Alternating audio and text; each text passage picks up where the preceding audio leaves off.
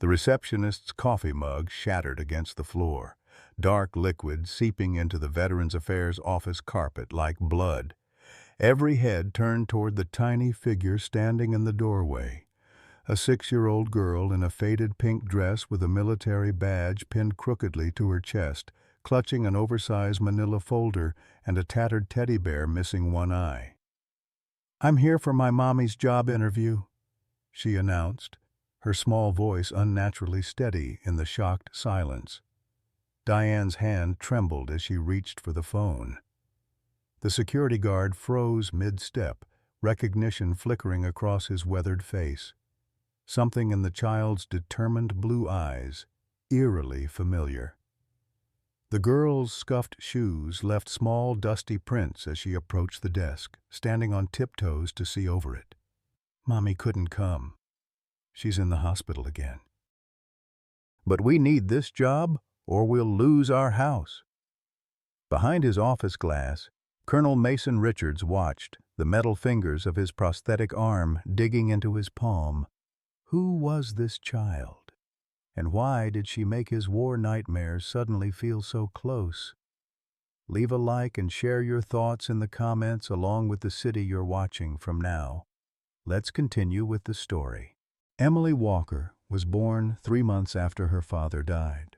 Her mother Sarah had shown her the framed Purple Heart and told her stories about Sergeant James Walker, the bravest man she'd ever known, who would never come home from Afghanistan. Emily had memorized her father's face from photographs, traced the outline of his smile with her small fingers, and slept with his old teddy bear every night. She had grown up in the shadow of a hero she would never meet. At 6 years old, Emily understood things no child should. She knew which pharmacies would let her mother pay later for medication. She knew how to make simple meals when Sarah was too weak to stand. She knew the difference between her mother's "I'm fine," that meant she was okay, and the "I'm fine," that meant Emily should fetch the emergency pills from the nightstand. Sarah Walker had been a high school English teacher until the mysterious symptoms began. First came the unexplained rashes, then debilitating fatigue, and finally the seizures that left her hospitalized for days. Doctors puzzled over her condition while medical bills mounted like a fortress around their small lives. The autoimmune disease had no name, only consequences: unpaid rent, skipped meals, and Sarah's once vibrant spirit dimming like a candle running out of wax. Mason Richards had his own demons. 23 years in the Army, the last 10 commanding special operations in Afghanistan, had left him with more than just a prosthetic arm. The nightmares came predictably at 0300 hours: explosions, shouted orders, and the faces of men who didn't make it home under his command. His psychiatrist called it PTSD. Mason called it the price of leadership. When the Army finally released him after his injury, Mason had drifted until finding purpose at the Veterans Affairs office. Now he oversaw support programs for veterans and their families, a position that utilized his military precision but seldom engaged his heart. He kept everyone at regulation distance, maintaining the emotional detachment that had served him well in combat. The small Virginia town of Riverbrook had sent its sons and daughters to every American conflict since the Revolution. The Memorial Day parades were impressive for a community of just 12,000. But after the flags were folded and the speeches ended, veterans and their families faced the same struggles as everywhere else: underfunded programs, bureaucratic indifference, and the long shadow of wars the country preferred to forget. Dr. Catherine Miller ran Riverbrook Community Hospital with an iron fist and a calculator where her heart should be. Hospital policy was clear: 3 months maximum for medical leave, regardless of circumstances. Sarah Walker had exhausted her time, her savings, and nearly her hope. The Veterans Support Coordinator position at the VA office represented more than just a job with health insurance. It was Sarah's last chance to keep their small family afloat. And now that chance rested in the hands of a decorated but damaged soldier who had learned long ago that hope was the first casualty of war. "I'm sorry, Mrs. Walker, but hospital policy is absolutely clear." Dr. Miller's voice held the practiced patience of someone explaining simple math to a difficult child. "Your medical leave expired last week. Either you return to work Monday, or we'll have to terminate your position." Sarah Walker clutched the thin hospital blanket, her knuckles white against the institutional blue fabric. The IV in her arm pulled uncomfortably as she shifted to sit straighter, trying to maintain some dignity in her faded hospital gown. "Dr. Miller, I can barely stand for more than 10 minutes. The new treatment is experimental and taking longer than anticipated," Dr. Miller finished, glancing at her clipboard rather than meeting Sarah's eyes. "I understand your situation is difficult, but we have classrooms full of students who need a teacher." When the door closed behind the administrator, Sarah finally allowed the tears to come. 6 years of being strong, of building a life for Emily from the wreckage of her dreams, and it was crumbling around her. The stack of unpaid medical bills on her bedside table had grown tall enough to cast shadows in the morning light. She reached for her phone with trembling fingers. The Veterans Affairs office had called yesterday about her application for the support coordinator position. The interview was scheduled for today at 10 a.m., the one bright spot in her collapsing world. Now even that would be lost. "Veterans Affairs, how may I direct your call?" The receptionist's voice was crisp, efficient. "This is Sarah Walker," she began, her voice betraying her with a slight tremor. "I have an interview scheduled with Colonel Richards this morning, but I'm in the hospital and—" "One moment, please." The hold music played a tinny rendition of "America the Beautiful" that seemed to mock her situation. Sarah closed her eyes, praying silently for understanding, for flexibility, for mercy. "Mrs. Walker?" A different voice now, sharp and impatient. "This is Diane Summers, Colonel Richards' assistant. What seems to be the problem?" Sarah explained her situation, each word costing her pride, but the response was immediate and unyielding. "I'm afraid we don't reschedule initial interviews, Mrs. Walker. The Colonel sees all candidates today, and decisions will be made by Monday. If you cannot attend, we'll have to remove you from consideration." "Please," Sarah whispered, desperation making her bold. "This position, it's perfect for me. I've worked with military families through the support group since James died. I understand what they need. I just need one more day to—" "Policy is policy, Mrs. Walker. I'm sorry about your situation." The line went dead before Sarah could respond. She let the phone slip from her fingers onto the blanket. 6 years of careful planning, of holding things together with determination and prayer, all falling apart in a single morning. The experimental treatment was her last hope for recovery, but without insurance, without a job. "Mommy? Are you crying again?" Sarah quickly wiped her eyes, summoning a smile for her daughter. Emily stood in the doorway, her father's old teddy bear clutched against her chest, blue eyes solemn and far too understanding for a 6-year-old. "Just a little tired, sweetheart." Sarah patted the edge of the bed, and Emily climbed up carefully, mindful of the IV lines. "Did Mrs. Jenkins buy you a hot chocolate from the cafeteria?" Emily nodded, her eyes never leaving her mother's face. Their elderly neighbor had agreed to watch Emily during Sarah's hospital stay, another kindness Sarah had no way to repay. "Mrs. Jenkins is talking to the doctor. She told me to wait, but I heard you crying." Emily's small hand reached up to touch her mother's cheek. "Is it about the special job? The one that would help us keep our house?" Sarah hesitated. She had always been honest with Emily, believing children deserve truth wrapped in love rather than comforting lies. "But how do you tell a 6-year-old that you've reached the end of your rope?" "Yes, baby. I can't go to the interview today because I'm still sick. Emily's face scrunched in thought. "Can't you tell them you're sick? Grown-ups understand about being sick." "Some do," Sarah said softly. "But sometimes rules are rules." She watched understanding dawn on her daughter's face. Another small piece of childhood innocence slipping away. Emily nodded solemnly, then snuggled against her mother's side, careful of the tubes and wires. When Emily thought her mother had fallen asleep, she slipped quietly from the bed. Sarah watched through half-closed eyes as her daughter approached the small table where her purse and the interview folder sat. Emily stood on tiptoe, small fingers carefully extracting the manila folder containing Sarah's resume, certifications, and prepared responses. Sarah drifted into uneasy sleep, the medication finally pulling her under.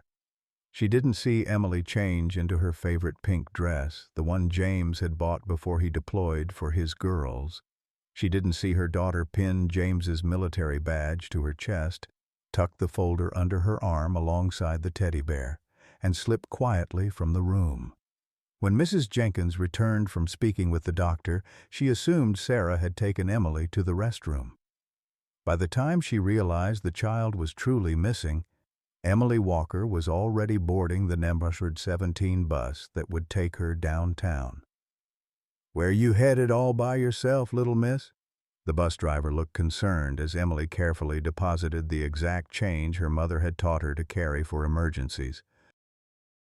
"To the Veterans Affairs office," Emily replied with the directness of a child on a mission. "My mommy needs this job, but she's sick today, so I'm going instead." The driver hesitated, then nodded. "You sit right up front where I can see you, understand?" Emily nodded seriously and took the seat directly behind him, her feet dangling above the floor. Through the window, she watched Riverbrook scroll by. The diner where her mother had waitressed nights after teaching, the church that had helped with Christmas presents last year, the pharmacy where the kind Mr. Peterson sometimes slipped extra vitamins into their bag by mistake. The Veterans Affairs office was housed in a red brick building with an American flag snapping smartly in the summer breeze. Emily thanked the bus driver and walked up the wide steps with careful determination, her mother's folder clutched tightly against her chest. Inside, the air conditioning raised goosebumps on her bare arms. Men and women in uniform or business attire moved purposefully through the lobby. Emily approached the reception desk, standing on tiptoe to see over the counter. "Excuse me," she said, her voice small but clear in the bustling space. "I'm here for my mommy's job interview with Colonel Richards." The receptionist's coffee mug shattered against the floor, and the next chapter of Emily Walker's life began. Colonel Mason Richards watched the scene unfold through the glass walls of his office. The girl couldn't be more than 6 or 7, standing there in her pink dress with that determined little chin tilted upward.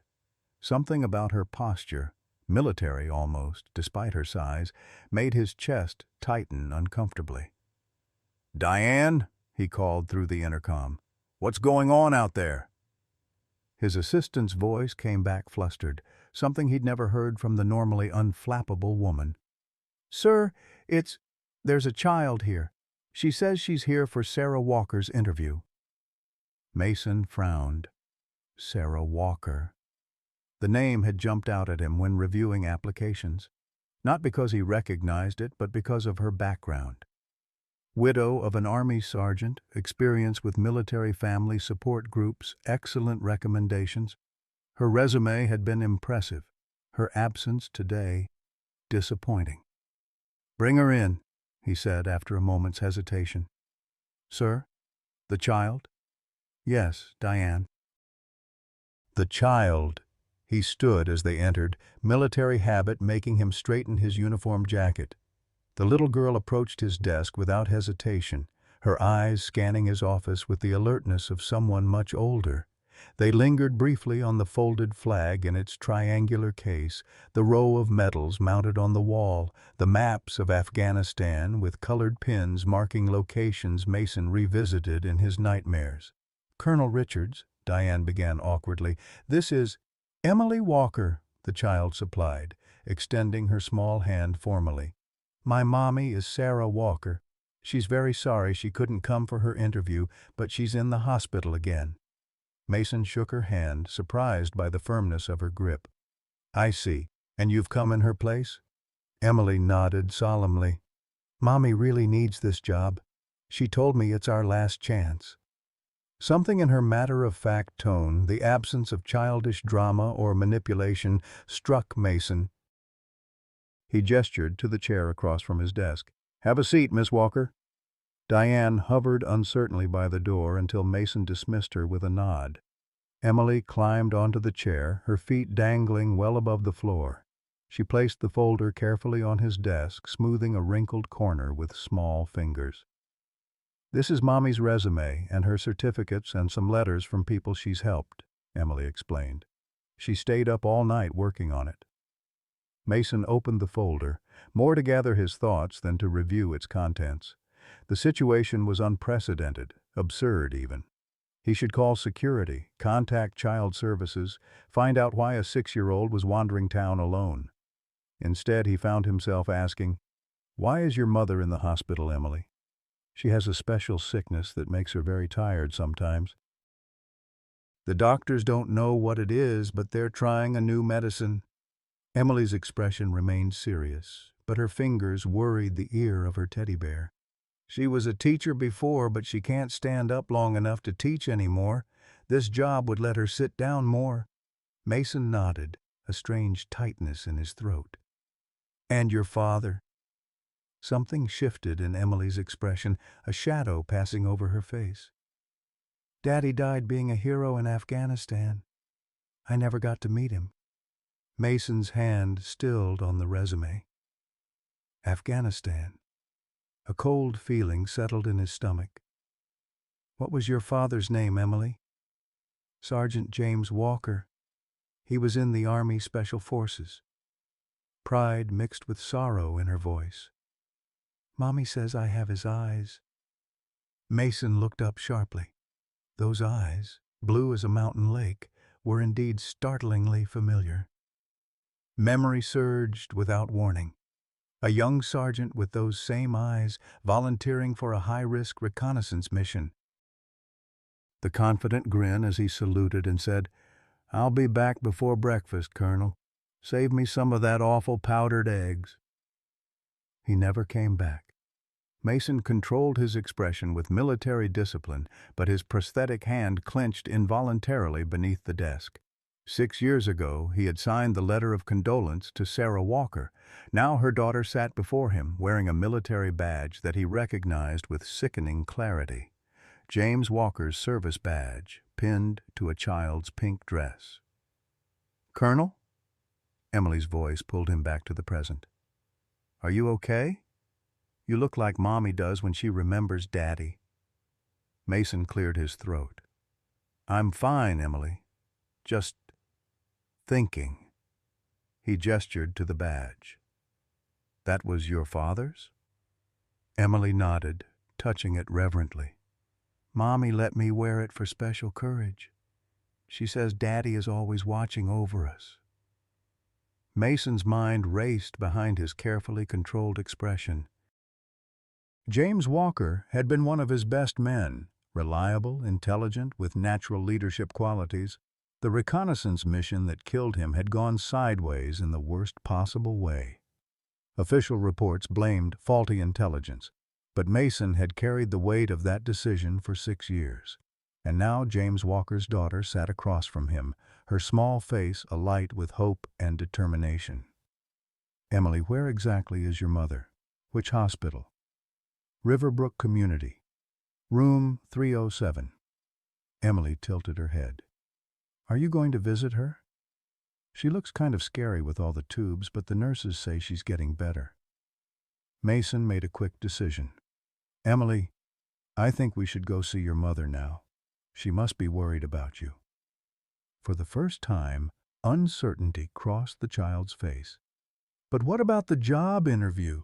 Mommy really needs this job, Colonel." Our house has a foreclosure sign, and I don't know what that means, but it makes Mommy cry. We'll discuss the position with your mother directly, Mason said, standing and reaching for his cover. Wait here for just a moment. He stepped outside, giving Diane quick instructions to cancel his remaining appointments and call the hospital to inform them of Emily's whereabouts. When he returned, Emily had slid off the chair and was examining the shadow box containing his medals. My daddy has medals too, she said without turning. Mommy keeps them in a special box with his letters. Mason swallowed hard. Your father was a brave man, Emily. She looked up at him then, those familiar blue eyes searching his face. Did you know my daddy? The question hung in the air between them, simple, direct, and loaded with implications. Mason chose his words carefully. I served in Afghanistan when your father was there. Let's go see your mother now. The drive to Riverbrook Community Hospital was largely silent. Emily sat in the back seat of Mason's government-issued sedan, watching the town pass by with the solemn attention of someone much older. Occasionally she would comment on landmarks. That's where Mommy used to teach, or that pharmacy gives us medicine even when we can't pay right away. Each casual comment built a clearer picture of Sarah Walker's struggle, making Mason's chest tighten with an unfamiliar emotion. He had faced enemy fire with less apprehension than he felt approaching room 307. The hospital room was dim when they entered, blinds drawn against the morning sun. Sarah Walker lay still against white pillows, her blonde hair dull and lifeless around a face too young for such exhaustion. An IV dripped clear fluid into her arm, and a monitor beeped steadily beside the bed. "Mommy!" Emily rushed forward, dropping her teddy bear in her excitement. "Mommy, wake up!" "I brought someone important." Sarah's eyes fluttered open, confusion giving way to shock as she registered her daughter's presence. "Emily, what are you—" Her gaze shifted to Mason, standing awkwardly in his uniform by the door, and her face drained of what little color it had. "Oh my God!" "Mrs. Walker," Mason began formally, but Emily interrupted. "This is Colonel Richards, Mommy. I went to your interview, and he came to see you instead. I told him all about your special sickness and how you need the job." Sarah struggled to sit up, mortification evident in every line of her body. "Colonel, I am so sorry. I don't know what Emily was thinking. I would never—" "Please, Mrs. Walker." Mason stepped forward, unconsciously adopting the tone he used with distressed soldiers. "No apologies necessary. Your daughter is quite remarkable." A nurse bustled in, relief evident on her face. "Emily Walker, you've had the whole hospital in an uproar. Your neighbor, Mrs. Jenkins, is beside herself." "I'm sorry," Emily said, not sounding particularly sorry, "but it was an emergency. Mommy needed the job, and they wouldn't change the interview." The nurse shook her head, checking Sarah's IV with practiced efficiency. "Mrs. Jenkins is in the cafeteria. I'll let her know we found our little escape artist." She gave Mason a curious glance before leaving. An awkward silence fell. Sarah looked from her daughter to Mason, embarrassment warring with a mother's pride and something else. Recognition, perhaps. "Have we met before, Colonel?" she asked quietly. Mason hesitated. "Not directly, Mrs. Walker. But I served with James." Sarah's breath caught audibly. Her hand found Emily's smaller one on the blanket and squeezed. "I see," she said softly. Emily looked between them, sensing undercurrents her 6-year-old mind couldn't fully grasp. "Does this mean Mommy gets the job?" The direct question broke the tension. Sarah gave a strained laugh. "Emily, that's not how job interviews work. The colonel needs to meet all the candidates and—" "Actually," Mason interrupted, making a decision that had been forming since he first saw those familiar blue eyes. "I think we can consider this interview well underway." He pulled a chair closer to the bed, sitting with military precision. "If you're feeling up to it, Mrs. Walker." I'd like to discuss the position requirements now." Sarah's expression shifted from embarrassment to cautious hope. "I'm feeling well enough for that, Colonel." As Mason outlined the Veteran Support Coordinator role, he watched Sarah carefully. Despite her obvious illness, her mind was sharp, her questions insightful. She spoke with the deep understanding of someone who had lived the unique challenges facing military families. Emily eventually grew bored with the adult conversation and settled in a corner chair with her teddy bear, leafing through an old magazine but keeping a watchful eye on her mother. "Your qualifications are impressive," Mason concluded, "but I have to ask, your medical condition seems serious. How would you manage the position responsibilities?" Sarah met his gaze directly. "My condition flares and recedes. With proper treatment, I can function normally for weeks at a time. The doctors are optimistic about this new protocol." She hesitated, then added with painful honesty, "I won't pretend it won't be challenging, Colonel, but I need this job, not just for the income, but for the insurance. My teaching position, I can't return to it." Mason nodded, respecting her directness. "I appreciate your candor, Mrs. Walker." "Sarah, please." "Sarah." He glanced at Emily, now dozing in the chair. "Your daughter is extraordinary." A genuine smile transformed Sarah's tired face. "She is her father's daughter, brave to the point of recklessness sometimes." The mention of James created another moment of tension.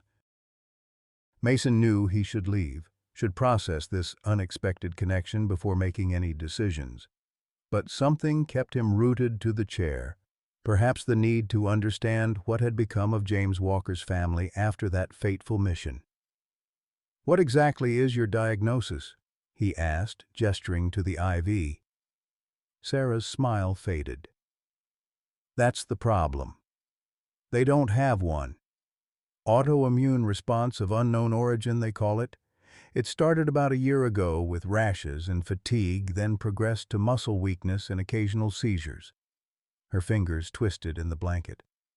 "The treatments are experimental, and my insurance is running out with my medical leave." Mason frowned. Something about her symptoms tugged at his memory.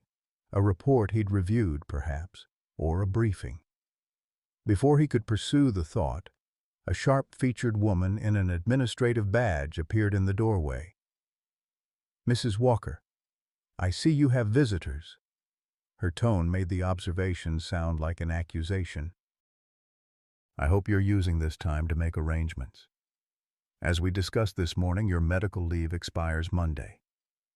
Mason rose to his full height, the movement drawing the administrator's attention. "Colonel Mason Richards, Veterans Affairs." He introduced himself with the crisp authority that had made lieutenants tremble. "And you are?" "Dr. Catherine Miller, Hospital Administrator." Her tone remained cool despite the subtle straightening of her posture. "I don't mean to interrupt, but Mrs. Walker needs to understand her employment situation clearly." "I believe she understands perfectly," Mason replied. "As do I. Mrs. Walker is under consideration for a position with Veterans Affairs with full federal benefits." Dr. Miller's expression flickered. "I see. Well, that's fortunate timing. However, our policies regarding medical leave remain." "I'm familiar with medical leave policies for federal employees, Dr. Miller." Mason's voice remained pleasant, but his eyes hardened. "I'm also familiar with the Americans with Disabilities Act and the Family Medical Leave Act. Perhaps we could continue this discussion in your office. I have some questions about Mrs. Walker's treatment protocol." Something in his tone brooked no argument. Dr. Miller nodded stiffly. "Of course, Colonel. This way, please." Mason turned to Sarah. "I'll return shortly. Please consider the position details we've discussed." As he followed Dr. Miller's rigid back down the hallway, Mason felt a clarity of purpose he hadn't experienced since leaving active duty. James Walker had died following his orders. He couldn't change that. but perhaps he could still keep the promise made in every condolence letter he'd ever signed, that the military takes care of its own, that no sacrifice is forgotten. What he couldn't yet admit, even to himself, was how those familiar blue eyes had awakened something long dormant in his scarred heart, something dangerously close to hope. Over the next 3 weeks, the lives of Mason Richards and the Walker family became increasingly intertwined. Mason had offered Sarah the Veteran Support Coordinator position on the spot, arranging for her to begin work remotely during her recovery. The federal benefits package had immediately expanded her treatment options, though the mysterious nature of her illness continued to baffle doctors. What began as professional courtesy quickly evolved into something more complex. Mason found himself stopping by room 307 most evenings after work, sometimes with paperwork that required Sarah's attention, sometimes with a contraband milkshake that made Emily's eyes light up. He told himself it was obligation, a commander's responsibility to the family of a fallen soldier, but he couldn't explain away the lightening in his chest when Emily spotted him in the doorway and called out, "Colonel Mason's here, Mommy." "You don't have to keep visiting us," Sarah said one evening as they watched Emily chatting animatedly with a nurse in the hallway. "I'm sure you have better things to do with your evenings than sit in a hospital room." Mason's prosthetic hand twitched slightly, a nervous tell he'd never quite eliminated. "Actually, I don't," he admitted. "Before this, my evenings consisted of takeout and mission reports I've read 100 times. Sarah studied him with those perceptive eyes that seemed to see through his military bearing to the wounded man beneath. "You're still looking for answers," she observed softly. "About Afghanistan." Mason stiffened, then consciously relaxed. "Some questions don't have satisfying answers, I've found. James used to say that too." Sarah's gaze drifted to the window where twilight was painting the sky in watercolor shades of purple and orange. He'd come home from deployments with shadows in his eyes, unable to talk about what he'd seen or done. "I learned not to ask." Mason nodded, understanding perfectly. "Your husband was an exceptional soldier." Sarah's eyes returned to his. "You knew him well?" The question hung between them, deceptively simple yet fraught with complications. Mason had avoided this conversation, dancing around direct questions about James Walker with practiced evasion, but Sarah deserved honesty, however painful. "I was his commanding officer for his last 3 deployments," Mason said carefully. "He was part of my special operations unit, one of my best men." Sarah inhaled sharply. "You were there when—" "Yes." The word fell like a stone. "I authorized the mission that killed him." He waited for the accusation, the anger, the withdrawal that would be her right. Instead, Sarah reached across the space between them and laid her hand on his arm, his prosthetic arm, without hesitation or discomfort. "Thank you for telling me the truth," she said simply. Mason looked down at her hand, pale against the dark sleeve of his uniform. "You're not angry?" A sad smile touched her lips. "Mason, I was a military wife. I understood every time James walked out the door that he might not come back. That was the bargain we made with fate." Her hand remained steady on his arm. "I've never blamed his commanders or his country, only the war itself, and sometimes not even that." The knot that had lived in Mason's chest for 6 years loosened fractionally. Before he could respond, Emily bounded back into the room, breaking the moment. "Nurse Jenny says I can have an extra pudding cup," she announced triumphantly. Then, observing their serious expressions, "Are you talking about grown-up stuff again?" Sarah's smile transformed, brightening for her daughter. "Just boring work things, sweetheart." Emily climbed onto Mason's lap without ceremony, a liberty she had begun taking with the same confidence she approached everything in life. "Can we go to the garden today? You promised to tell me about the special flowers that grow in Afghan. Afghanistan, Mason supplied, his arm automatically steadying her. The casual trust of this child, her father's child, still startled him. If your mother feels up to it. Sarah nodded. A little fresh air would be nice. The doctor said I should try walking more. The hospital garden was a modest affair, a few benches arranged around planters of resilient flowers and ornamental grasses. But after weeks in a hospital room, it felt like paradise to Sarah. Mason watched her face as she tilted it toward the evening sun, color returning to her cheeks for the first time since he'd met her. Emily darted between planters, examining each flower with scientific curiosity. "Which ones look like the Afghanistan flowers, Colonel Mason?" Mason crouched beside her, pointing to a cluster of hardy purple blooms. "These are similar to flowers that grow in the mountains there. The locals call them soldier's heart because they bloom after the harshest winters." Emily touched the petals reverently. "Did my daddy see these flowers?" "I'm sure he did," Mason replied, his throat tightening. "Your father noticed beautiful things, even in difficult places." Sarah lowered herself carefully onto a nearby bench, watching them. Mason was struck again by how thin she had become, how the vibrant woman from the photographs in Emily's precious album had been whittled down by illness to this fragile version of herself.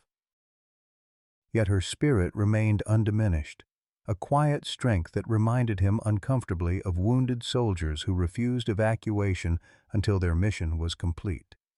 "The new treatment seems to be helping," she offered, catching his concerned gaze. "The doctor says I might be discharged next week if the improvements continue." "That's excellent news," Mason said, moving to sit beside her while keeping Emily in view. "Have they identified the underlying cause yet?" Sarah shook her head. "They're still calling it an atypical autoimmune response. Dr. Winters, the specialist, has seen similar cases, apparently. He's requested my complete medical history and James's military records." Mason frowned. "James's records? Why would those be relevant?" "Something about exposure patterns. He thinks my condition might be related to something James was exposed to overseas." Sarah shrugged lightly, but Mason detected worry beneath the casual gesture. "Apparently, there are a few cases of military spouses developing unusual symptoms years after their partner's deployments." A cold feeling settled in Mason's stomach. "I haven't heard about this." "It's probably nothing," Sarah said quickly. "Just a doctor exploring all possibilities." But Mason's mind was already racing, cataloging details he had dismissed before. Sarah's symptoms, the rashes, fatigue, neurological issues, matched reports he had reviewed regarding suspected chemical weapon exposure in eastern Afghanistan, reports that had been quietly buried, classified, and ultimately dismissed as inconclusive. Reports connected to James Walker's final mission. "Colonel Mason," Emily called, breaking his disturbing train of thought. "I found a ladybug. Come see." Mason obediently went to examine the tiny red beetle crawling across Emily's palm, but his mind remained on classified documents and redacted mission reports. If Sarah's illness was connected to James's exposure during that operation. "She adores you," Sarah observed when he returned to the bench. "It's good for her to have a man in her life who understands what her father did. Most people just say awkward things about heroes and sacrifice without really understanding." Mason nodded, still distracted. "Emily is special. She's been asking if you're coming to her school performance next week," Sarah said hesitantly. "It's just a small spring pageant, but she has a speaking part. I told her you're probably too busy, but—" "I'll be there," Mason interrupted, surprising himself with the immediacy of his response. "What time?" Sarah's smile was worth the commitment to what would undoubtedly be an hour of off-key singing and forgotten lines. 7 o'clock next Thursday." "She'll be over the moon." As they made their way back to Sarah's room, Mason's thoughts continued to circle around the disturbing possibility that Sarah's illness might be connected to classified operations. If that were the case, it wasn't just about the Walkers anymore. It could affect dozens, perhaps hundreds of military families. The next morning, Mason arrived at his office earlier than usual. Diane raised an eyebrow when he requested James Walker's complete service record, but she asked no questions. One of the many reasons he valued her as an assistant. The file that landed on his desk was thicker than most. James Walker had served with distinction through multiple deployments. Mason skipped past the commendations and performance reviews, focusing instead on the medical records and mission reports from that final deployment. Nothing in the official documentation mentioned chemical exposure. The mission that killed James was recorded as a standard reconnaissance operation that encountered unexpected enemy forces. The after-action report, which Mason himself had helped prepare, made no mention of the intelligence they had actually been seeking: confirmation of a suspected chemical weapons cache in a remote mountain valley. That information existed only in classified briefs that had been sent up the chain of command and subsequently buried. If Sarah's doctors were making connections between her illness and James's service, someone would eventually start asking questions about those classified operations. Mason leaned back in his chair, conflicted. His loyalty to the military ran bone deep, but so did his commitment to the welfare of soldiers and their families. If chemical exposure during classified operations was causing delayed health effects in military spouses, didn't those families deserve to know? "Colonel Richards?" Diane's voice interrupted his troubled thoughts. "Dr. Winters from Riverbrook Community is on line 1. He says it's regarding Sarah Walker's case." Mason's hand hovered over the phone. Whatever this doctor had discovered, it might force Mason to choose between institutional loyalty and personal integrity, between protecting classified information and protecting James Walker's family. He lifted the receiver. "This is Colonel Richards." Dr. Winters was direct and clinical. "Colonel, I understand you served with Sergeant James Walker and are familiar with his deployment history. I'm treating his widow for a complex autoimmune condition that presents similarly to cases we've seen in veterans exposed to certain chemical compounds in Afghanistan and Iraq." Mason kept his tone neutral. "I'm familiar with Mrs. Walker's condition, yes. I've requested Sergeant Walker's complete medical and deployment records, but I'm encountering administrative resistance. Given your position with Veterans Affairs, I hoped you might expedite the process." Mason chose his words carefully. "Some of those records may be classified, Doctor. What exactly are you looking for?" "Evidence of exposure to organophosphate compounds or similar agents," Dr. Winters replied without hesitation. "Mrs. Walker's symptom pattern is consistent with secondary exposure effects we've documented in approximately 37 military spouses over the past decade." 37 cases. The number hit Mason like a physical blow. And these spouses had no direct exposure themselves? None. The working theory involves genetic material alterations in service members exposed to these compounds, which subsequently affected their partners through intimate contact. The doctor paused. "Colonel, I understand the sensitivity of classified operations, but if Sergeant Walker was exposed to chemical agents during his service, that information could be crucial to developing an effective treatment protocol for his widow." Mason stared at the classified folder on his desk. "I'll see what I can do, Doctor. Please send me the details of these other cases. Anonymized, of course." After hanging up, Mason sat motionless, facing the most difficult decision of his post-combat career. The mission that killed James Walker had indeed uncovered evidence of chemical weapons, experimental compounds developed in underground facilities. The subsequent classified investigation had confirmed exposure among the Special Operations Team, but the long-term health implications had been deemed inconclusive and requiring further study. Further study that had apparently never happened or had happened in secret without informing the affected veterans and their families. Mason opened his desk drawer and removed a small leather notebook, his personal mission log kept against regulations but maintained with the meticulousness of a man who had seen too many official accounts sanitized for public consumption. He flipped to entries from 6 years ago, finding his hurried notes from the aftermath of James Walker's final mission. Team exposed to unknown agent. Walker and Martinez directly affected. Decontamination protocols implemented. Full blood work ordered. CIA taking samples for analysis. Mason closed the notebook, his decision made. Whatever the consequences to his career, he could not allow Sarah Walker to suffer without access to information that might save her life. Information that had been hidden to protect institutional interests rather than national security. He buzzed Diane. Contact our legal department and have them draw up non-disclosure agreements. Then schedule a meeting with Sarah Walker and Dr. Winters for tomorrow morning. After a brief pause, he added, and pull everything we have on veteran health issues related to chemical exposure in Afghanistan, particularly any cases involving family members. Yes, sir, Diane replied, her tone suggesting she understood the gravity of the request. Anything else? Mason thought of Emily in her pink dress with her father's badge, of Sarah fighting an enemy she couldn't see or understand. Yes?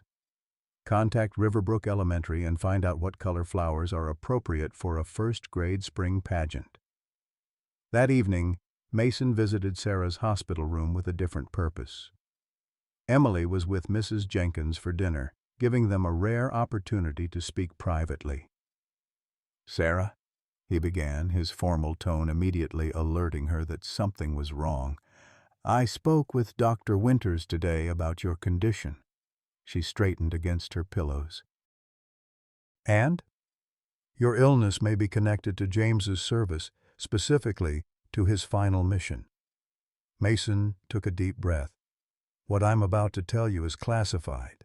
You'll need to sign non-disclosure agreements before I can share the full details, but you deserve to know that there may be a direct connection between your symptoms and a chemical agent James was exposed to in Afghanistan. Sarah's face paled, but her voice remained steady. I've suspected something like this. The doctors keep asking about when my symptoms started and whether James experienced anything unusual after his last deployment. Did he? Mason asked, realizing there were gaps in his understanding of what happened after his wounded men returned home. Sarah nodded slowly. Rashes that wouldn't heal. Headaches. Night sweats worse than his usual PTSD episodes. Her fingers twisted in the blanket. He was scheduled for additional tests the week after he died. The car accident. It happened on his way to the VA hospital for those tests. Car accident. The words triggered another memory. The official report listing James Walker's cause of death as injuries sustained in a single-vehicle accident 3 months after returning from Afghanistan. Not killed in action, as Mason had always remembered it. Killed after returning home, possibly already suffering from the effects of the exposure that now threatened his wife. Sarah, I'm going to make this right, Mason promised, the words escaping before he could consider their full implications. Whatever it takes, we're going to get you the treatment you need and make sure this doesn't happen to other families. Sarah studied him, her expression a complex mixture of gratitude and concern. This could cost you your career, couldn't it? Going against classification protocols? Mason smiled grimly. Probably. But I've been looking for a worthy final mission for some time now. Sarah reached for his hand, his real hand this time, and squeezed it gently. James always said you were the one commander who never left anyone behind. I'm beginning to understand what he meant. As Mason drove home that night, the weight of his decision settled around him like an invisible cloak. He was crossing a line, challenging a system he had served faithfully for over 2 decades. But watching Sarah Walker fight for her life, seeing Emily's determined little face as she fought for her mother's future, some battles couldn't be ignored, even when they put everything at risk. His apartment felt particularly empty that evening, the blank walls and minimal furnishings reflecting the holding pattern his life had become since leaving active duty. On the mantel, a single photograph showed his special operations team in Afghanistan, James Walker standing at his right shoulder, both of them squinting against the mountain sun, unaware of how their futures would intertwine. Mason picked up the photo, studying James's face, seeing now the echoes of Emily in his smile, the same determined set to his jaw. "I didn't bring you home, Sergeant," he murmured to the image, "but I might still keep my promise to your family." The nightmares came earlier than usual that night. Not the familiar explosions and shouted orders, but new terrors. Sarah Walker, pale and still in a hospital bed. Emily's small face crumpling as she realized her mother wasn't coming home. Classified documents burning to ash as men in suits explained that some sacrifices were necessary for national security. Mason woke at Aero 200, sweat-soaked and resolute. Whatever storm was coming, he would face it standing beside the Walkers. Some debts could never be fully repaid, but honor demanded he try. What he couldn't yet acknowledge, even to himself, was that his motivation had evolved beyond duty or guilt. Somewhere between Emily's trust and Sarah's quiet strength, the Richards had found something he'd thought lost in Afghanistan, a purpose beyond survival, and perhaps, if he dared to hope, a second chance at family. The elementary school auditorium buzzed with the particular energy that only exists when dozens of proud parents gather to watch their children perform. Folding chairs creaked under the weight of grandparents, siblings squirmed in their Sunday best, and the air smelled of perfume, aftershave, and the faint mustiness of the stage curtains. Mason Richards sat uncomfortably in the second row, feeling conspicuously out of place in his civilian clothes. He had deliberately left his uniform at home, not wanting to draw attention, but his military bearing made him stand out nonetheless.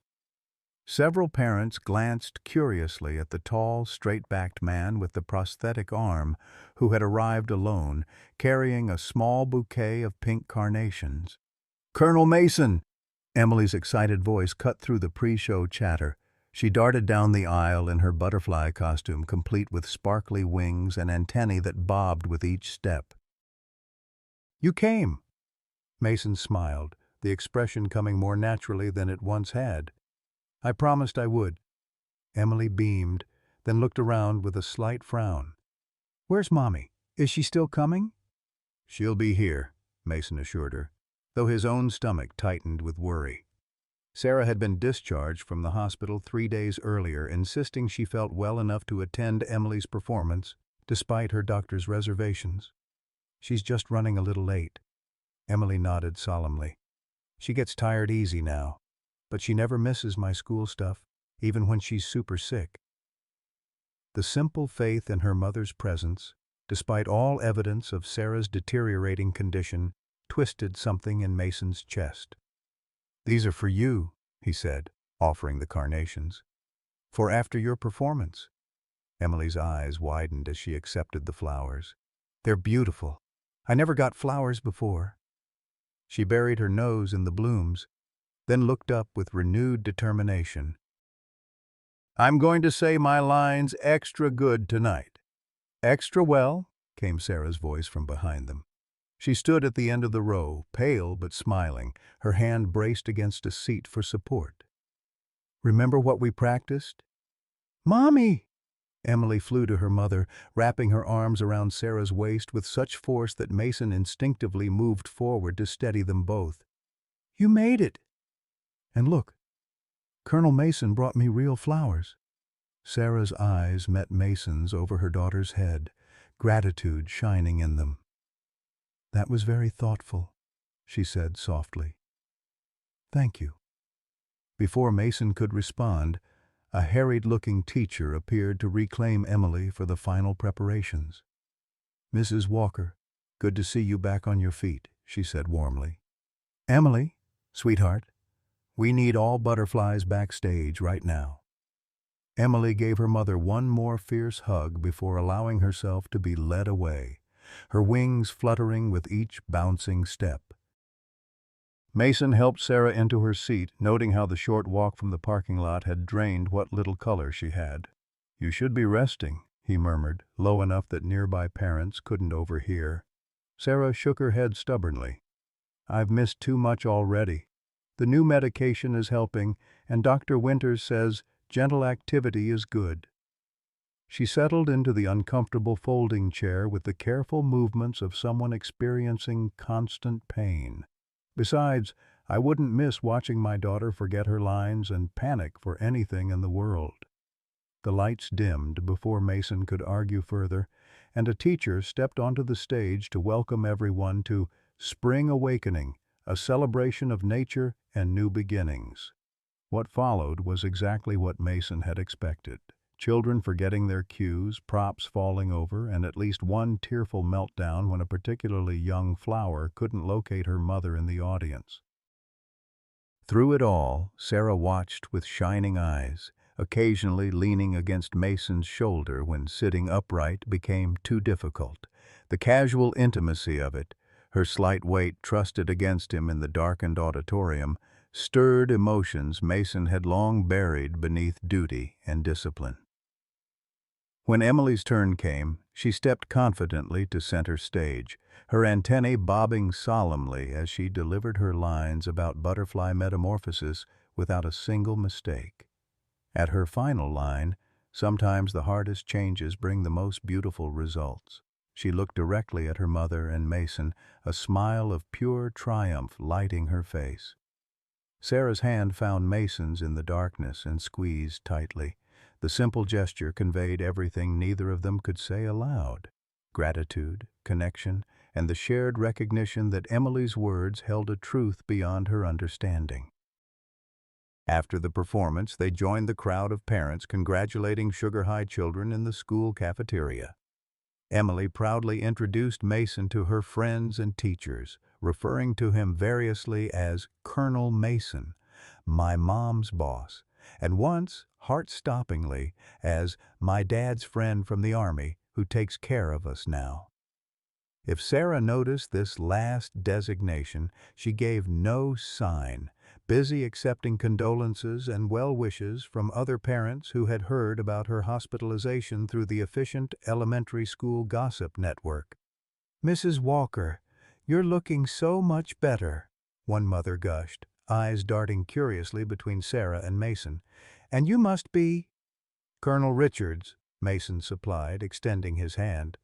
"I work with Sarah at Veterans Affairs." "Oh, how nice," the woman replied, her expression suggesting she was drawing very different conclusions. "It's wonderful that Sarah has support during her recovery." Similar exchanges repeated throughout the evening, with varying degrees of subtlety. Mason weathered them with military stoicism, while Sarah alternated between amusement and embarrassment at the thinly veiled insinuations about their relationship. "I'm sorry about the rumor mill," she said as Mason drove them home, Emily dozing in the back seat with her carnations clutched against her butterfly wings. Small towns and single mothers, people always assume things. "It doesn't bother me," Mason replied truthfully. What he couldn't say was that part of him wished their assumptions weren't so far off the mark. The past weeks had shifted something fundamental in his carefully controlled existence. The nightmares still came, but now they often transformed, the battlefield morphing into a hospital room, the mission changing from combat to protection. He found himself planning his days around hospital visits and now school performances. The austere apartment he'd inhabited like a temporary barracks suddenly seemed insufficient, lacking the warmth and life that filled even the Walkers' modest home. As he helped a half-asleep Emily into the house and watched Sarah moving carefully through her evening routine, Mason confronted an uncomfortable truth. He was developing feelings for James Walker's widow.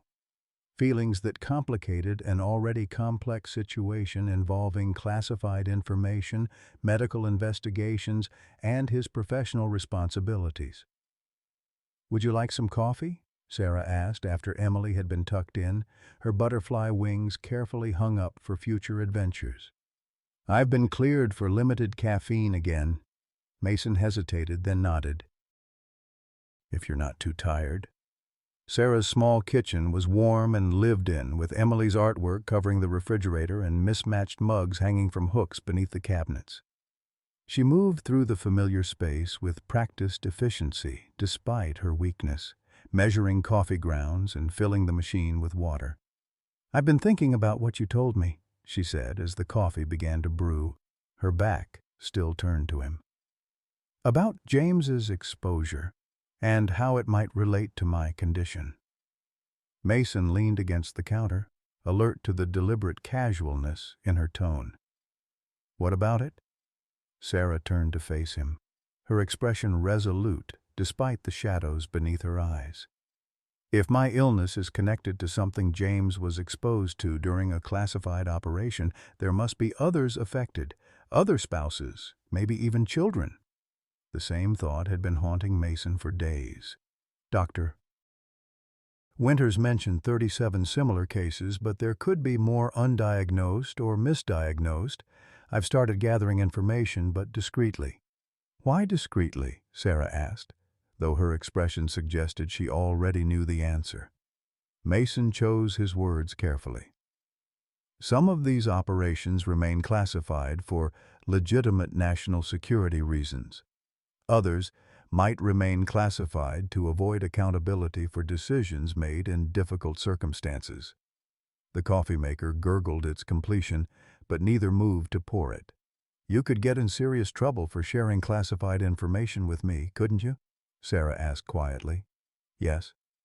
"And for investigating these cases without authorization?"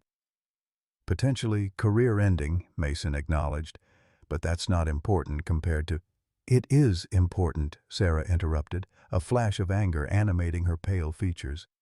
"I won't let you sacrifice your career for this, Mason." "James wouldn't want that either." Mason stepped closer, driven by an urgency he couldn't fully explain. "Sarah, listen to me. For 6 years I've been going through the motions, doing my job, following orders, maintaining the system. But seeing what you're going through, what Emily faces losing—" He paused, struggling to articulate the transformation within him. "Some missions transcend orders." Sarah's eyes searched his face, her anger softening into something more complex. "You're a good man, Mason Richards. Better than this broken system deserves." The moment hung between them, charged with unspoken possibilities. Mason was acutely aware of how close they stood, of the courage it had taken for her to challenge him, of how her strength in the face of illness reminded him of the best soldiers he'd commanded. The spell broke when Sarah swayed slightly, fatigue finally overtaking determination. Mason steadied her with a hand on her arm, concern replacing whatever else had been building between them. "You need to rest," he said firmly. "The coffee can wait." Sarah didn't argue, allowing him to guide her to the living room sofa. "I hate this weakness," she admitted as she sank onto the cushions. "Emily deserves better than a mother who can barely make it through a school performance." "Emily has an extraordinary mother," Mason countered, his voice low and certain. "And she knows it." Sarah's smile was tired but genuine. "Thank you for coming tonight. It meant the world to her." "And to me." Mason nodded, suddenly uncomfortable with the intimacy of the moment. "I should go. You need your rest, and I have some calls to make about those medical records." As he drove home through the quiet streets of Riverbrook, Mason's mind raced with competing priorities and ethical considerations. The meeting with Dr. Winters and the VA legal team was scheduled for tomorrow morning. Officially, he could only share redacted information about James Walker's service, nothing that explicitly confirmed chemical exposure during classified operations. But unofficially, he had already decided to risk everything to ensure Sarah received the treatment she needed. The question now was how far to extend that risk, how many other families to include in his unsanctioned investigation before the system inevitably noticed and responded. His secure phone rang just as he pulled into his apartment complex parking lot. The caller ID showed a Virginia area code with a prefix he recognized all too well: the Pentagon. "Richards," he answered, military habit snapping him to alertness despite the late hour. "Colonel Richards, this is General Howard Blackwood." The gravelly voice belonged to his former superior, now Deputy Director of Operations at the Pentagon. "I understand you've been making inquiries about certain incidents in eastern Afghanistan circa 6 years ago." Mason's grip tightened on the phone. "Yes, sir. In connection with the Veterans Affairs Health investigation. Those operations remain classified, Colonel. Top secret SCI. Your current clearance doesn't extend to sharing that information even within VA channels. With respect, General, we may have veterans and their families suffering from exposure effects that were never properly documented or treated." A heavy sigh came through the line. "Mason, this call is a courtesy. Stand down on this investigation. The situation is more complex than you realize, and poking this particular hornet's nest won't help anyone." "Sir, I have a widow of one of my former operators experiencing severe health effects potentially linked to her husband's exposure. I can't just—" "That's an order, Colonel," Blackwood cut in, his voice hardening. "The Defense Department and VA have protocols for these situations. Follow them. Submit the proper requests through official channels and let the system work." "The system is failing these families, sir." A long pause followed. When Blackwood spoke again, his tone had shifted from command to something almost paternal. "Mason, you've had a distinguished career. Don't throw it away on a crusade, especially not for a single case, no matter how personally affecting you might find it." The implication was clear. Blackwood knew about Sarah and Emily. Nothing escaped the Pentagon's notice when it came to potential security breaches. "I'll take your advice under consideration, sir," Mason replied formally. "See that you do. Good night, Colonel." The call ended, leaving Mason sitting in his darkened car, the consequences of his choices crystallizing before him. General Blackwood's courtesy call was both warning and threat. Back off or face the consequences. For 23 years, Mason had followed orders without question, believing in the chain of command and the greater purpose it served. But as he thought of Sarah's determined face as she forced herself to attend her daughter's performance, of Emily proudly introducing him to her friends, of James Walker's last mission and the classified report that might hold the key to saving his widow's life, Mason realized some orders couldn't be followed no matter the cost. He pulled out his personal phone and dialed a number he rarely used, a former intelligence officer who had left the military under complicated circumstances and now worked as an investigative journalist specializing in veterans issues. "Marcus, it's Richards. I need your help with something sensitive. Off the record for now." The die was cast. Whatever happened next, Mason would face it knowing he had finally chosen a mission worthy of the sacrifice it demanded. The next morning, the VA conference room was uncomfortably crowded.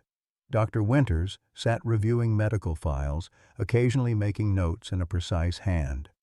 Two attorneys from the VA legal department flanked Mason, their expressions suggesting they considered this meeting an unnecessary risk. Sarah sat opposite them, her posture perfect despite the pain Mason knew she was experiencing, determination evident in every line of her face. "Before we begin," the senior attorney interjected as Mason prepared to speak, "I must emphasize that this briefing is limited to non-classified information regarding Sergeant Walker's service record. Any disclosure of classified operations would constitute a federal offense." Mason nodded, maintaining a neutral expression. Understood, counselor.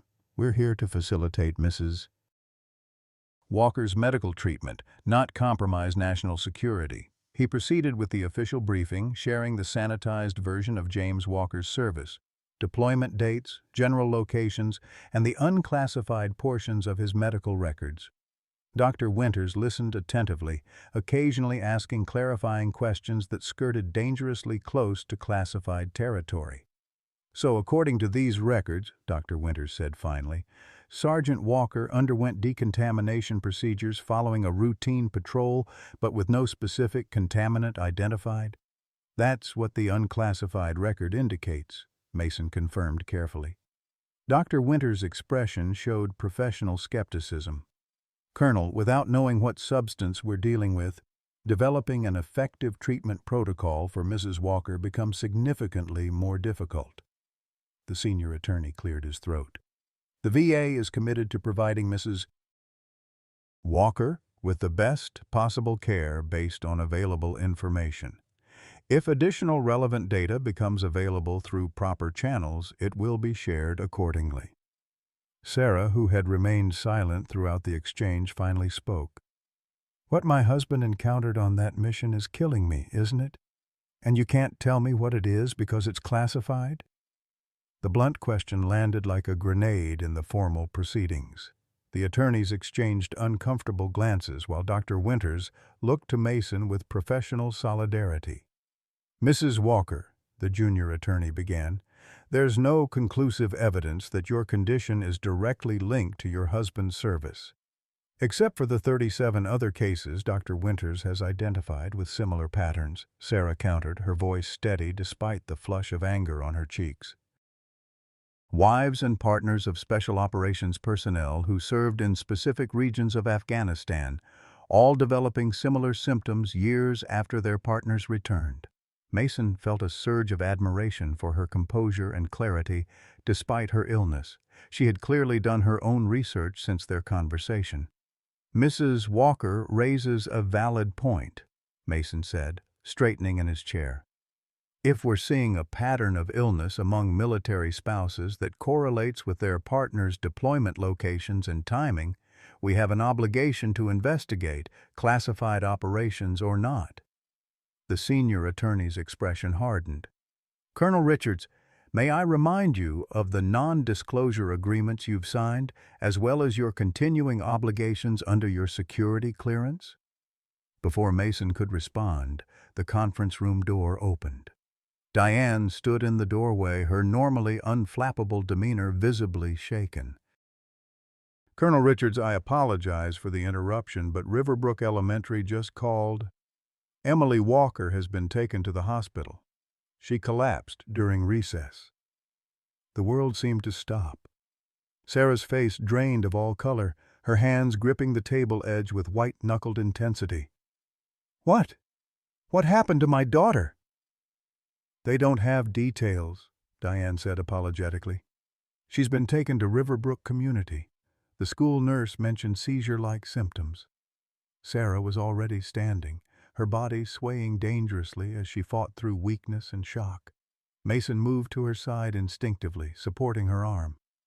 My car is right outside, he said quietly. We'll get there in 10 minutes.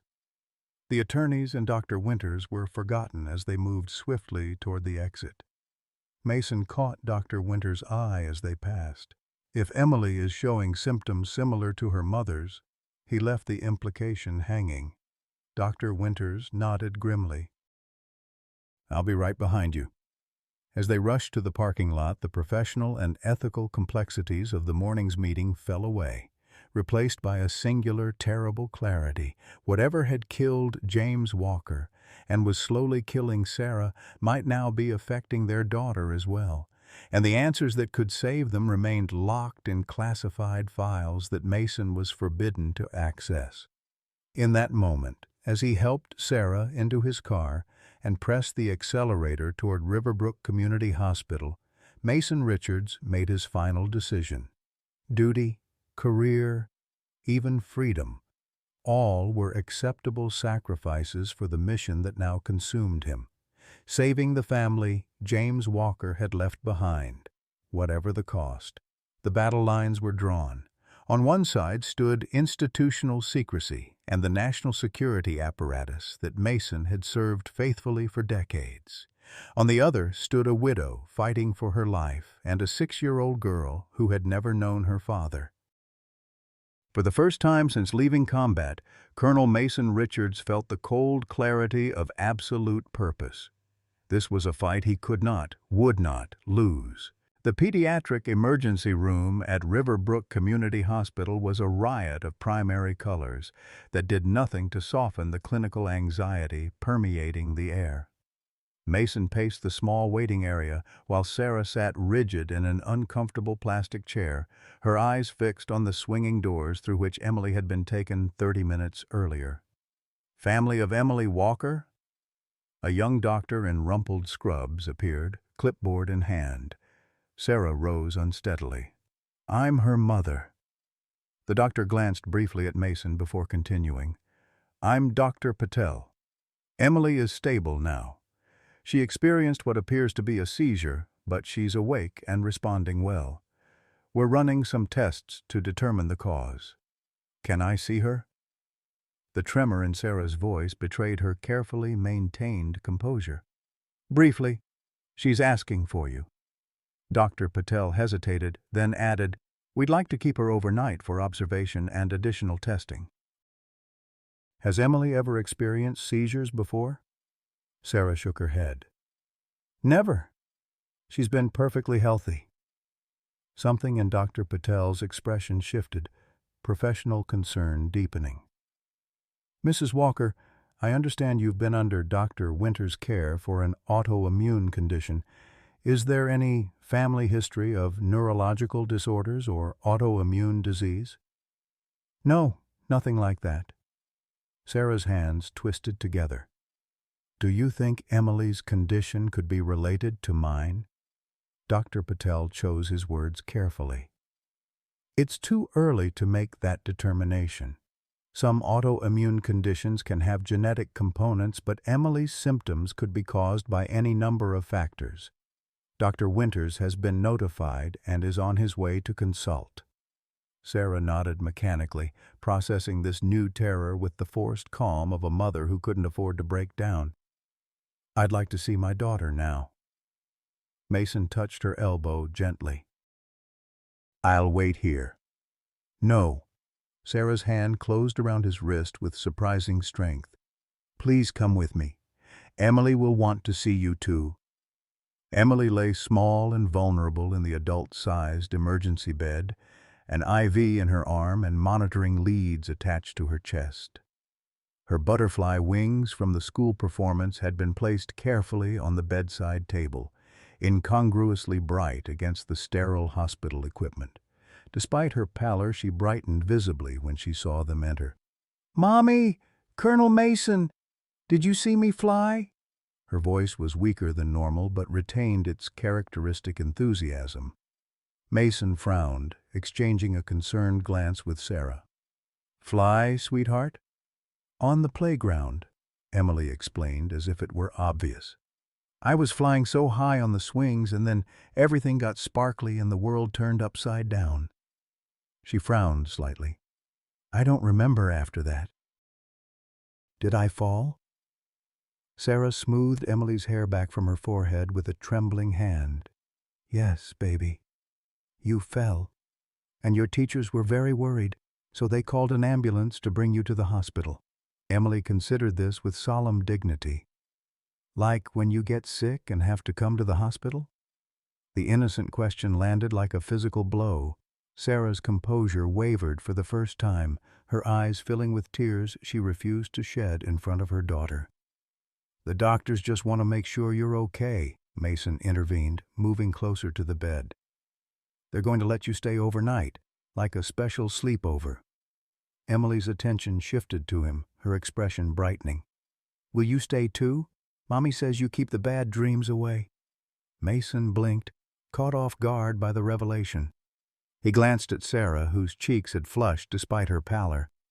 "Emily notices things," she explained softly. She knows I sleep better on days when you visit." Before Mason could process the implications of this, Dr. Winters appeared in the doorway, his expression grave as he beckoned the adults outside.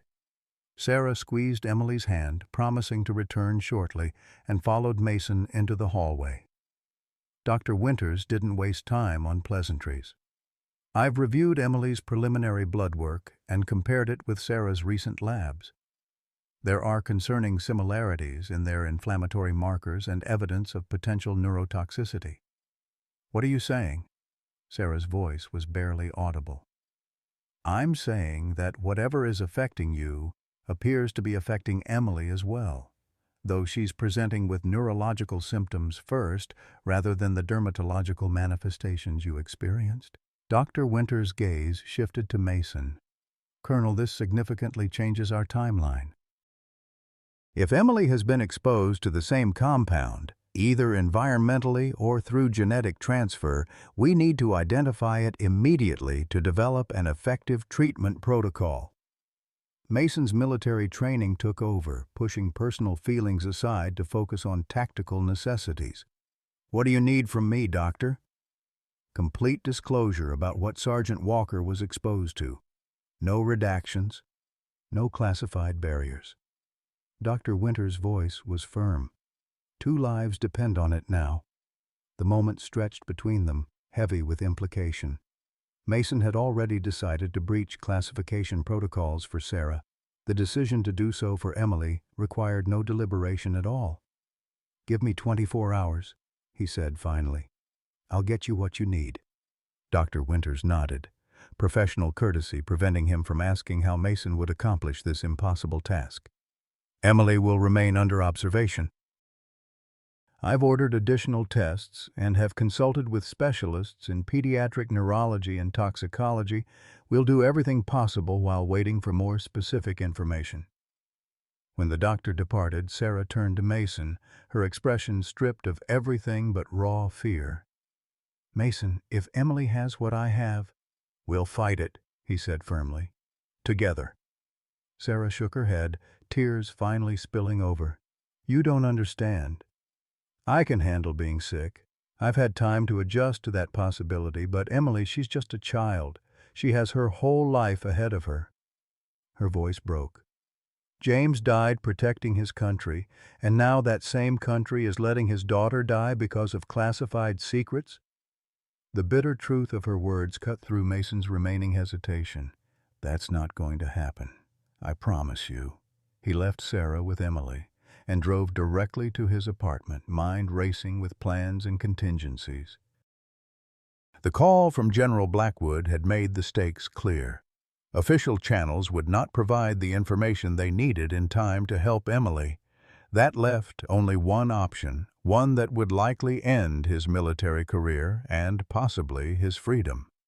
In his apartment, Mason retrieved his personal laptop and a small external hard drive from a locked drawer. Years of military habit had led him to maintain his own records, not official documents but his personal mission notes, including details that never made it into sanitized after-action reports.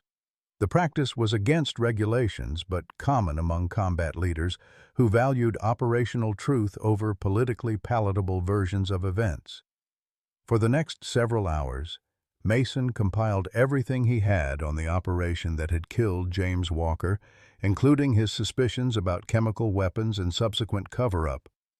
He added Dr.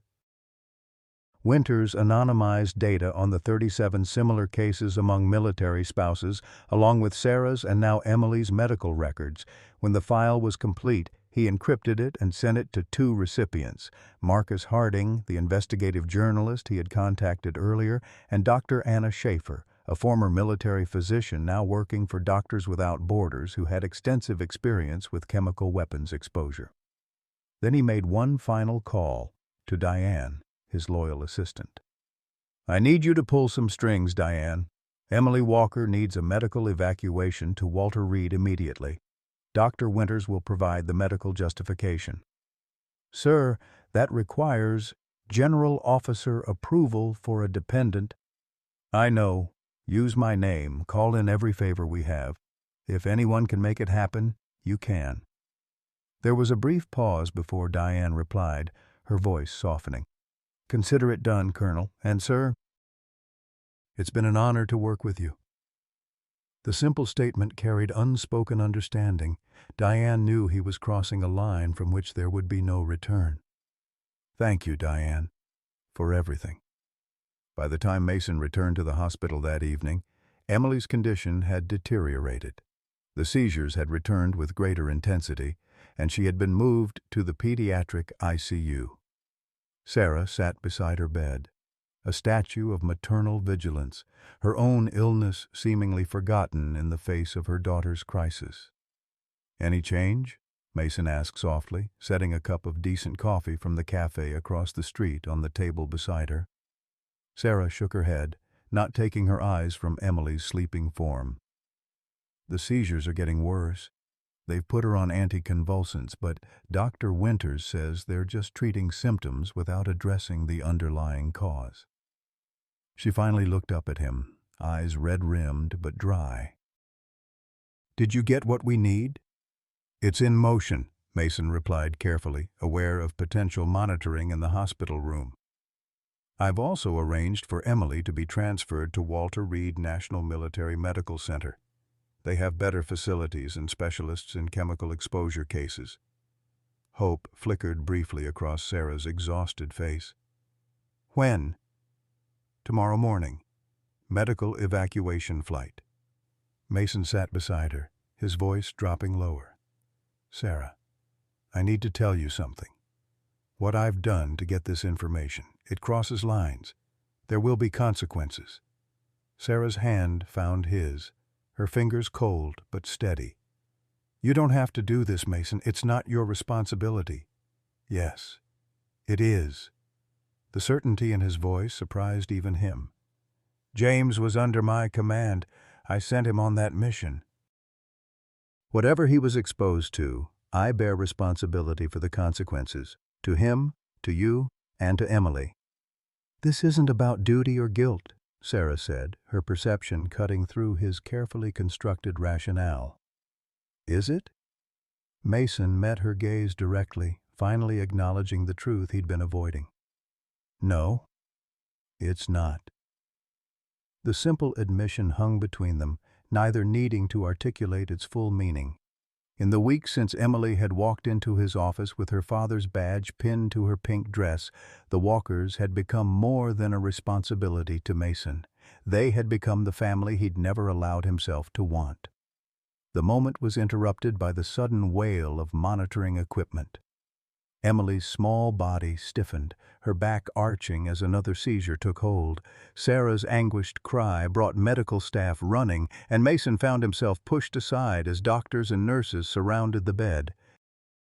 "BP dropping. Get the crash cart. Push 0.5 of lorazepam." The controlled chaos of emergency medicine unfolded with terrifying efficiency. Mason stood frozen, watching helplessly as they fought to stabilize Emily's condition. Sarah remained at the head of the bed, whispering urgent encouragement to her unconscious daughter, her own face gray with fear and exhaustion. When Emily finally stabilized, Dr. Winters emerged from the cluster of medical personnel, his expression grim. "The seizures are increasing in frequency and severity," he told them quietly. "We need to medically induce a coma to protect her brain function until we can determine the exact cause and appropriate treatment." Sarah swayed visibly at the news, and Mason moved to support her. "Do what you need to do," she told the doctor, her voice hollow. "Just save my daughter." As the medical team prepared Emily for the procedure, Dr. Winters drew Mason aside. "Colonel, whatever information you're obtaining, we need it now. Emily's condition is progressing much more rapidly than her mother's. Without knowing exactly what we're dealing with, I can't guarantee we can reverse the damage." Mason checked his watch. "The medevac is scheduled for 0700 tomorrow. Walter Reed is expecting her, and I've contacted a specialist who should meet us there." "That may be too late," Dr. Winters said bluntly. At the current rate of deterioration, Emily could suffer permanent neurological damage by morning. The doctor's words hit Mason with physical force. He had gambled that there would be time for his carefully orchestrated plan to unfold, time for the information to reach the right people, for proper treatment protocols to be established, for Emily to be transferred to better facilities. Now, that gamble appeared catastrophically miscalculated. Mason stepped into the hallway, pulling out his phone to call Dr. Schaefer directly. Before he could dial, he noticed two men in dark suits approaching the nurse's station, showing identification that caused the charge nurse to point directly toward Emily's room. Military intelligence. They had moved faster than he anticipated. Mason had seconds to make a decision. He could stay and face immediate detention, effectively ending any chance of getting Emily the information she needed, or he could evade capture long enough to ensure the truth reached those who could save her. The choice was clear, if agonizing. Mason slipped through a side corridor and took the service elevator to the parking garage, his heart heavy with the knowledge that he was leaving Sarah to face the aftermath alone. As he pulled out of the hospital parking lot, he caught sight of additional government vehicles arriving. His window of freedom would be measured in hours, not days.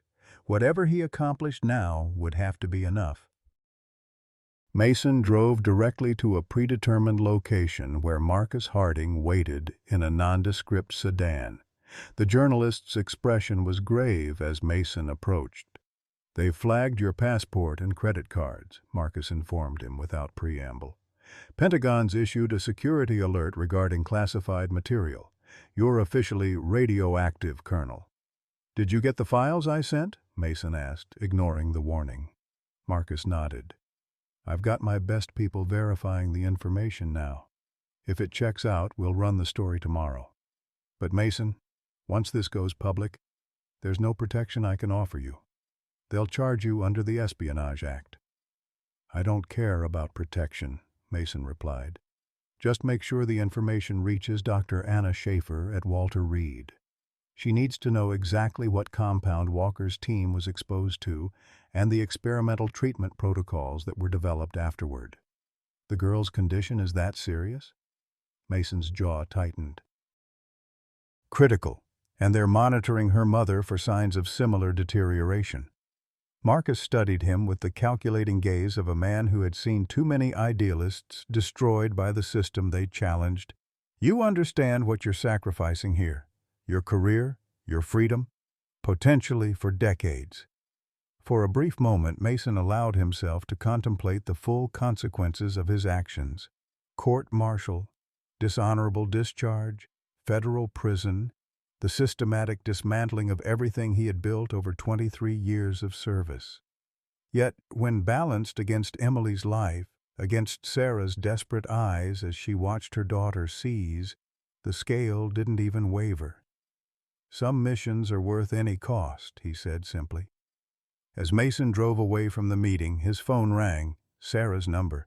He answered immediately, bracing for recrimination. "They're here," she said without preamble, her voice tight with controlled fear. "Military intelligence officers. They're asking about you, about information you might have shared with me. Tell them the truth, Sarah. You knew nothing about my actions." "Emily's had another seizure," she continued, ignoring his instruction. "Worse than before. Dr. Winters says if they don't find the right treatment soon—" Her voice broke. "Mason, she needs you. I need you." The raw honesty of her plea tore at him. "I'm doing everything I can to get her the treatment she needs. The information is already moving through channels that can't be stopped." "Come back," Sarah whispered. "Whatever happens, we'll face it together." The simplicity of her request, "we'll face it together," struck at the core of Mason's isolation. For years, he had carried his burdens alone, believing that solitude was the price of command, of the decisions he had made in war. Now, with everything crumbling around him, Sarah Walker was offering not absolution but partnership in the face of impossible odds. "I'll be there by morning," he promised. "Tell Emily to keep fighting." As Mason ended the call, he knew he was making another impossible promise. By morning, he would almost certainly be in military custody. The best he could hope for was that the information he had released would reach the right people in time to save Emily and Sarah, even if he wasn't there to witness it. The night stretched before him, his last hours of freedom. Mason Richards, who had built his life on duty and discipline, had finally found something worth defying both for. Whatever came next, he would face it, knowing he had, at last, fought the right battle. Dawn broke over Riverbrook with deceptive serenity, painting the hospital windows with gentle gold light that belied the crisis unfolding inside. Mason parked his car in the hospital lot, knowing it would likely be the last time he drove it as a free man. He had spent the night finalizing arrangements with Marcus Harding and Dr. Schaefer, ensuring that Emily's treatment wouldn't depend on his continued freedom. Military intelligence officers were stationed at every hospital entrance, a measure that might have seemed excessive for apprehending a single officer, had that officer not been the holder of highly classified information about chemical weapons. Mason made no attempt at subterfuge. He walked directly to the main entrance, back straight, head high, the bearing of a soldier reporting for duty one final time.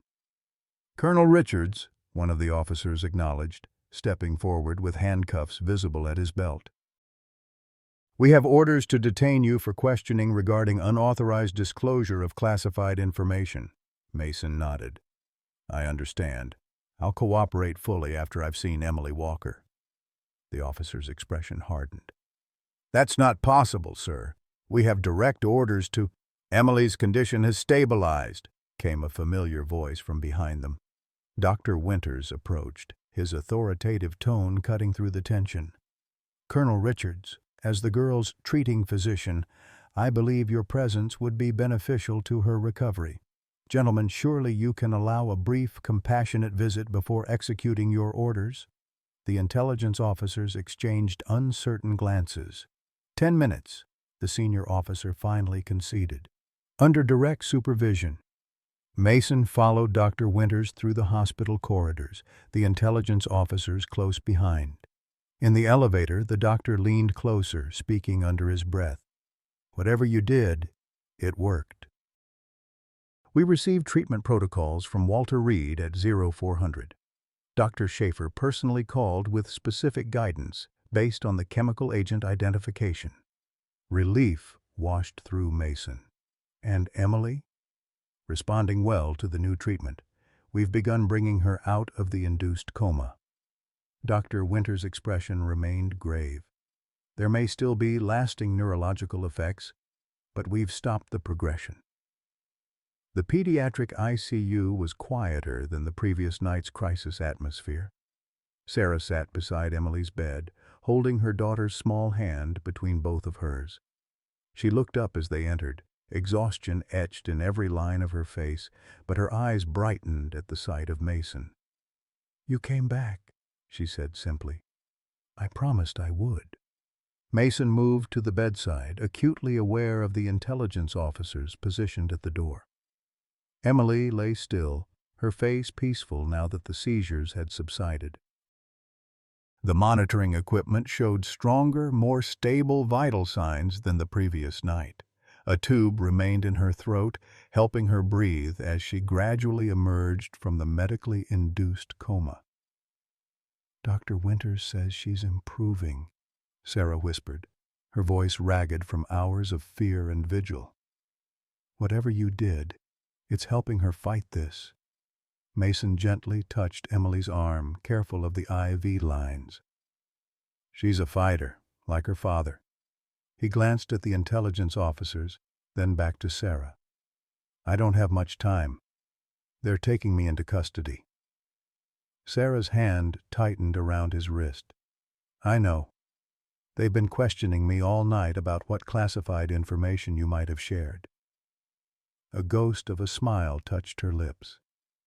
"I told them you never shared anything classified with me, which is technically true.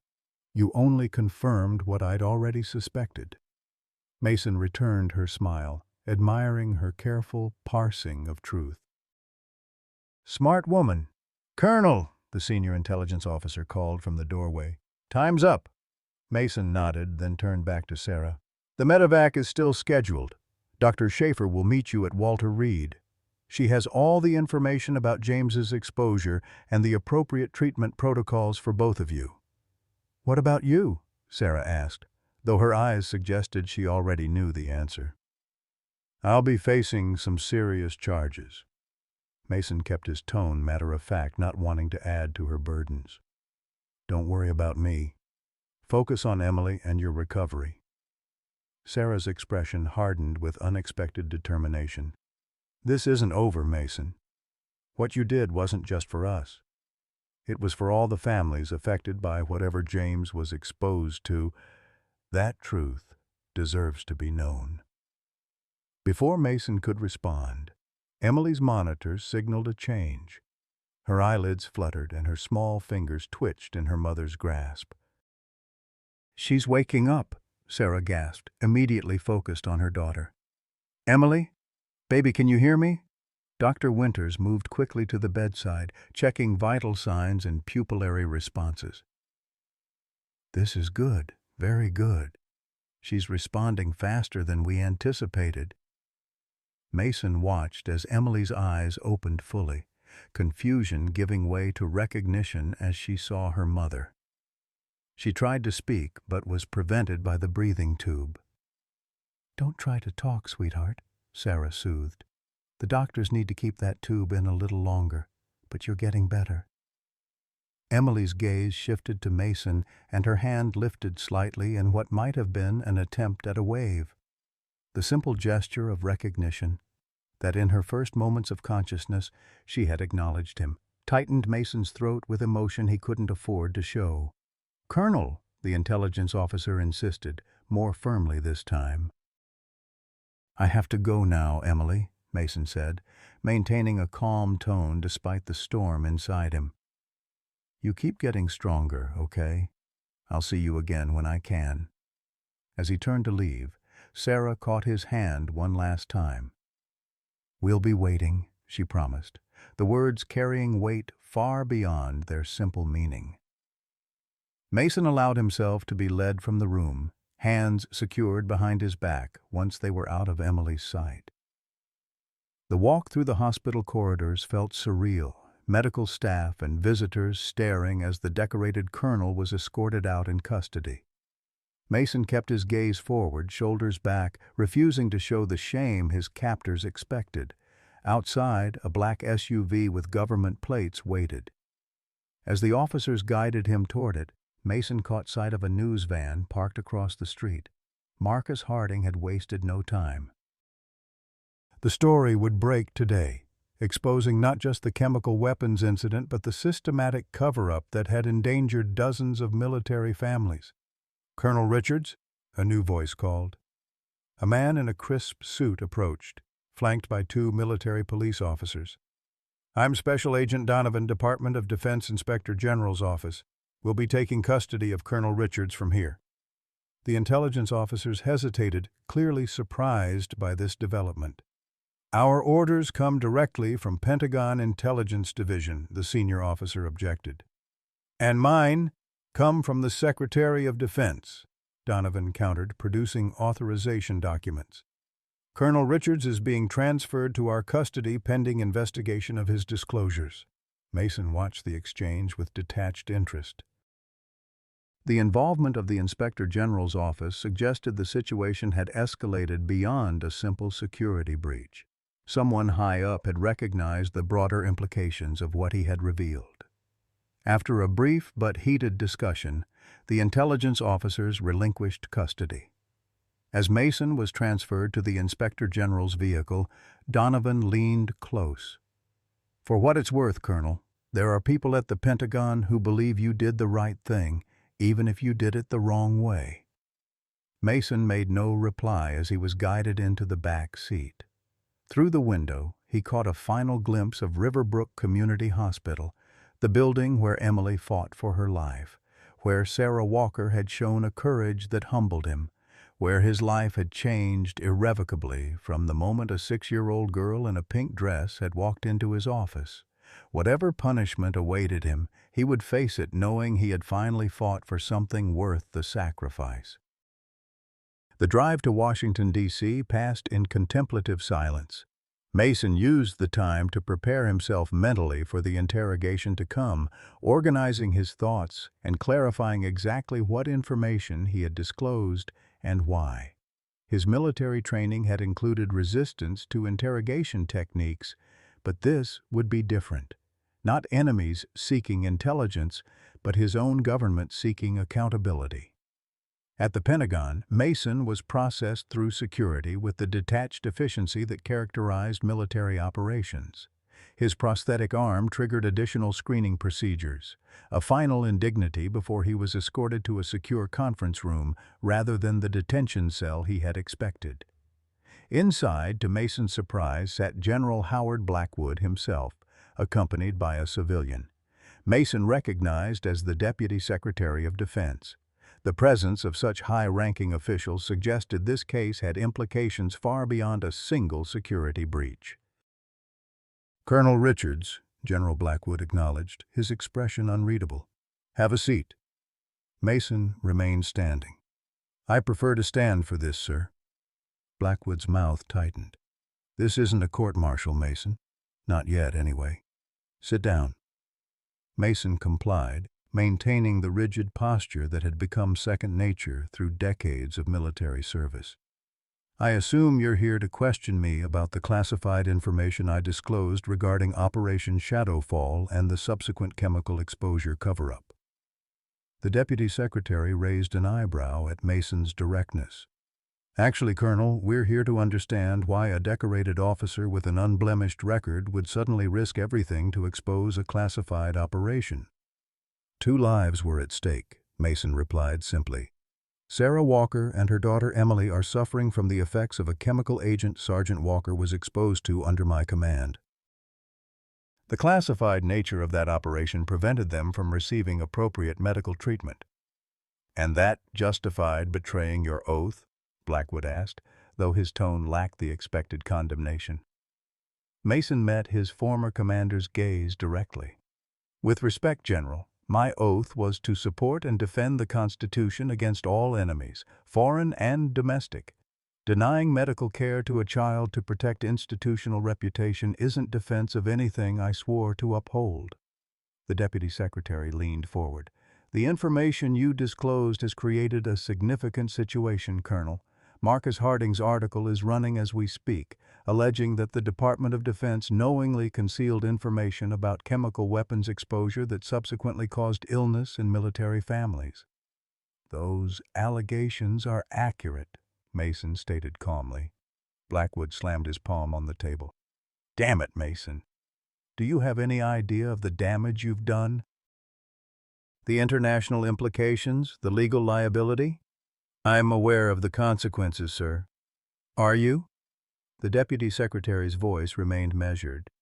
"Because from where I sit, you forced the Department of Defense into an impossible position. We can either charge you under the Espionage Act, thereby confirming the substance of your disclosures, or we can decline to prosecute, effectively admitting wrongdoing in the initial cover-up." Mason hadn't considered this particular dilemma his actions would create. "My intention wasn't to damage the department, sir. It was to save two lives that were being sacrificed to protect a secret that should never have been kept in the first place." The room fell silent as the two senior officials exchanged glances. Finally, the Deputy Secretary spoke again. "Colonel Richards, I have been authorized to offer you a deal. In exchange for your immediate resignation and permanent silence on classified aspects of this matter, we will ensure that all affected families receive appropriate medical care and compensation."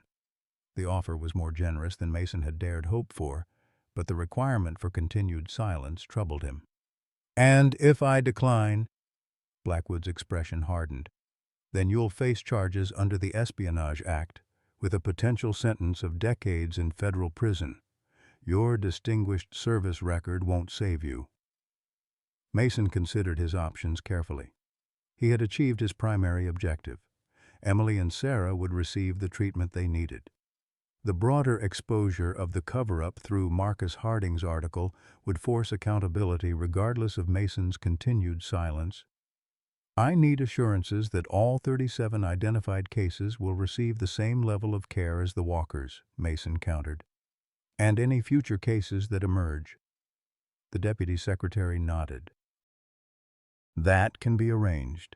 And I want a full investigation into how this happened, not for public consumption, but for internal correction. We can't allow this kind of cover-up to happen again.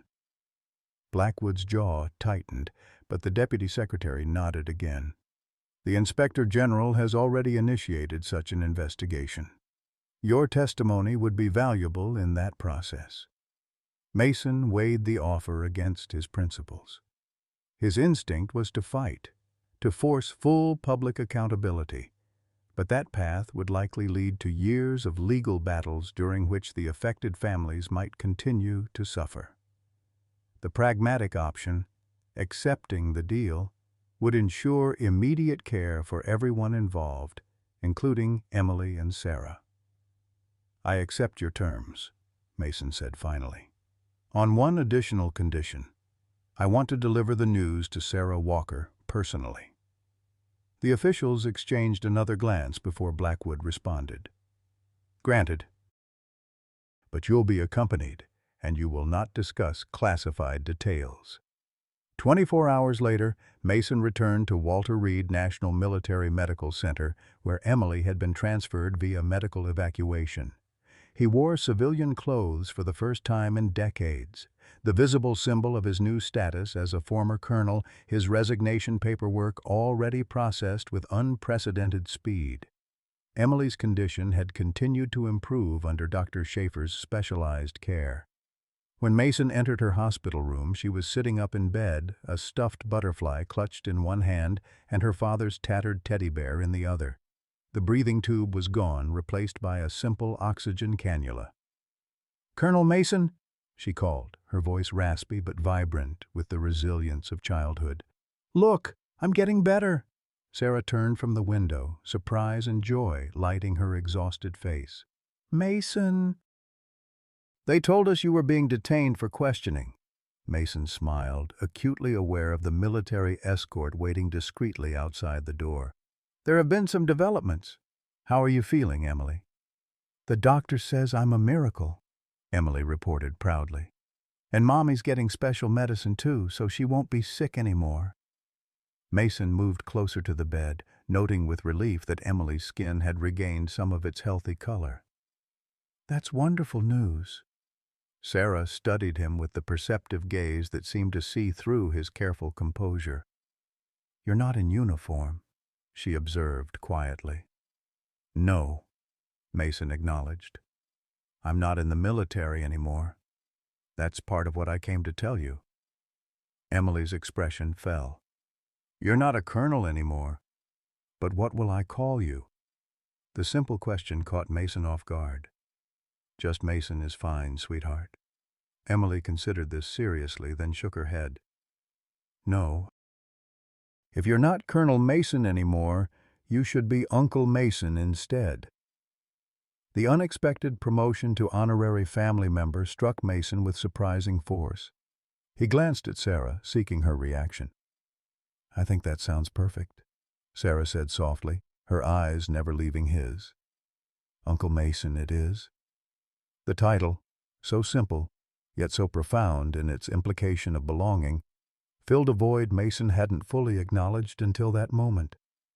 "I'd be honored," he managed.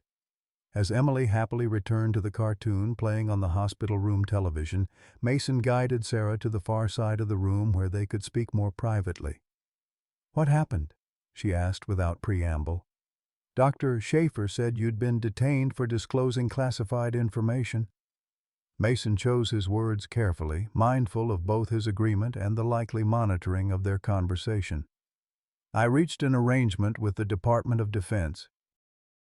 In exchange for my resignation and discretion regarding certain operational details, they've agreed to provide comprehensive medical care for all families affected by the same exposure that harmed you and Emily." Sarah's eyes widened. "All 37 cases?" And any others that emerge? Yes. And there's an internal investigation into how the initial exposure was handled. You sacrificed your career for this, Sarah said, her voice thick with emotion. For us, and for people you've never even met. Mason shook his head. It was the right thing to do. And honestly, Sarah, I'm ready for something new. 23 years is a long time to wear the same uniform. Sarah searched his face, seeming to understand the complex mix of loss and liberation he felt. What will you do now? It was the question Mason had been asking himself throughout the sleepless night following his resignation. I'm not sure yet. The terms of my separation include a full pension, so financially I'll be fine. I thought I might take some time to figure out what civilian life looks like. Well, Sarah said carefully, Emily and I happen to be experts at civilian life. We could show you the ropes. The simple offer, casual in phrasing but profound in meaning, contained possibilities Mason had never allowed himself to consider during his military career, a life beyond duty and command, a life that might include family. I'd like that, he replied, his voice rougher than intended. Sarah's hand found his, her fingers warm and steady despite her illness. Good, because Emily's already planning to make you attend her rescheduled butterfly performance once she's better. Mason laughed, the sound surprising him with its genuine mirth. I wouldn't miss it. From her hospital bed, Emily called out, Uncle Mason, come see this butterfly on TV. It looks just like my costume. As Mason moved to join Emily, he caught Sarah watching them with an expression that mirrored his own internal revelation. That sometimes family is found in the most unexpected circumstances, and that healing comes in many forms. Outside the hospital room, Marcus Harding's exposé was sending shockwaves through Washington. The Pentagon was issuing carefully worded statements about reviewing historical chemical exposure incidents. Congressional committees were announcing hearings, and military families across the country were demanding answers about their own mysterious illnesses. But inside room 307 of Walter Reed's pediatric ward, none of that mattered. A little girl who had once walked alone into a Veterans Affairs office to save her mother had, through that simple act of courage, created something equally miraculous. A family forged not through blood, but through sacrifice, truth, and the kind of love that defies classification.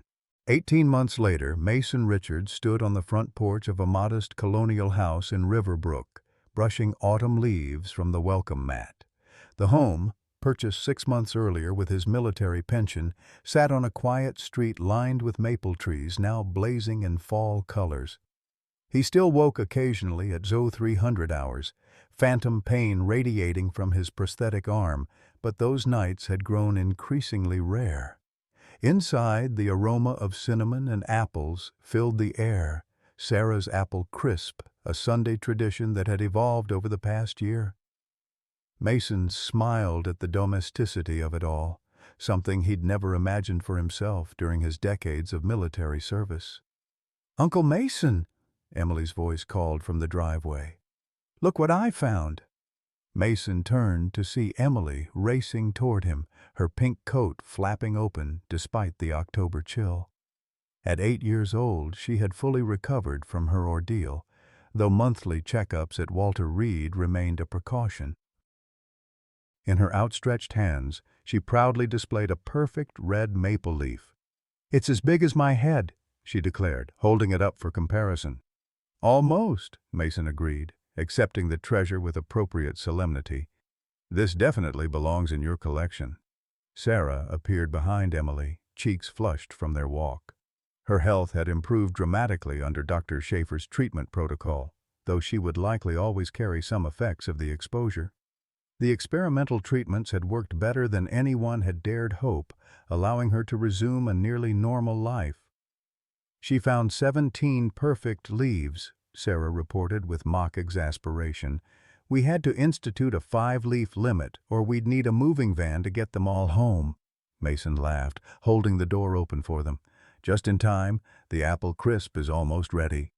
Emily dashed inside, already unwinding her scarf as she went. Sarah paused in the doorway, her hand resting lightly on Mason's chest. "You baked?" "I supervised while the oven did the work," he clarified, capturing her hand and pressing a kiss to her palm. "Your recipe, my execution." Sarah smiled, the simple gesture still capable of taking his breath away. Teamwork makes the dream work, as Emily's teacher would say. Inside, their home reflected the merging of 3 lives into one. Mason's military precision was evident in the neatly arranged bookshelves and precisely angled furniture, while Sarah's more artistic sensibilities showed in the warm colors and comfortable textures. Emily's presence dominated everywhere else, from artwork magnetized to the refrigerator to the butterfly mobile hanging in the front window. Mason had moved in officially just 3 months ago, following a simple summer wedding in the Walkers' backyard. The transition from Colonel Richards to Uncle Mason to husband and stepfather had been surprisingly natural, as though his life had been heading toward this destination all along. "Did you tell him?" Emily asked Sarah as they gathered around the kitchen island. "About the letter?" Sarah shook her head. "I was waiting until after our walk." Mason raised an eyebrow, transferring the bubbling apple crisp from oven to cooling rack. "What letter?" Sarah reached into her coat pocket and extracted an official-looking envelope bearing the congressional seal. "This came yesterday. It's from the Joint Special Committee on Military Family Health." Mason wiped his hands on a dish towel before accepting the envelope. The committee had been formed in the wake of Marcus Harding's exposé, tasked with investigating the impact of classified operations on military families and reforming healthcare protocols. Mason had testified behind closed doors 6 months earlier, carefully navigating the terms of his separation agreement while still providing the committee with essential information. Inside was a formal letter on congressional letterhead. "Dear Mrs. Richards, the Joint Special Committee on Military Family Health is pleased to inform you that the Walker-Richards Military Family Health Act has been passed by both houses of Congress and signed into law by the President. This legislation, named in honor of your family's courage in bringing these issues to light, establishes comprehensive health care protocols for military personnel and their families affected by operational exposures, regardless of classification status.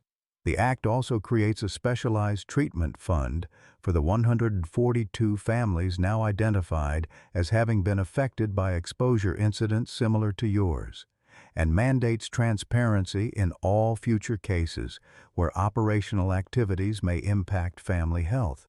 Your testimony, along with that of former Colonel Mason Richards, was instrumental in securing bipartisan support for these reforms. The committee wishes to extend its deepest gratitude for your family's service and sacrifice. Sincerely, Senator Eleanor Hamilton. Committee Chair Mason read the letter twice, emotion tightening his throat. When he looked up, Sarah was watching him with shining eyes. 142 families, she said softly. That's how many have been identified so far. The Walker-Richards Act, Mason echoed, still processing the magnitude of what they had accomplished. They named it after us.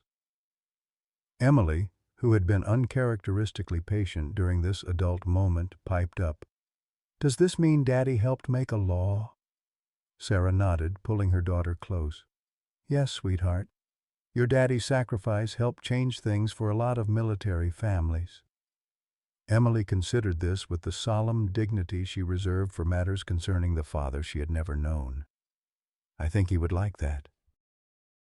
And I think he would like that you and Uncle Mason helped too." The simple observation, delivered with a child's directness, captured the essence of their journey, how tragedy had eventually led to healing, not just for them, but potentially for hundreds of others. "I think you're right," Mason agreed, lifting Emily onto a kitchen stool. "Now, who wants the first piece of apple crisp?" Later that evening, after Emily had been tucked in with her latest collection of perfect leaves arranged on her bedside table, Mason and Sarah sat on the back porch swing. The October night was crisp, but not yet cold, stars emerging in the clear sky above them.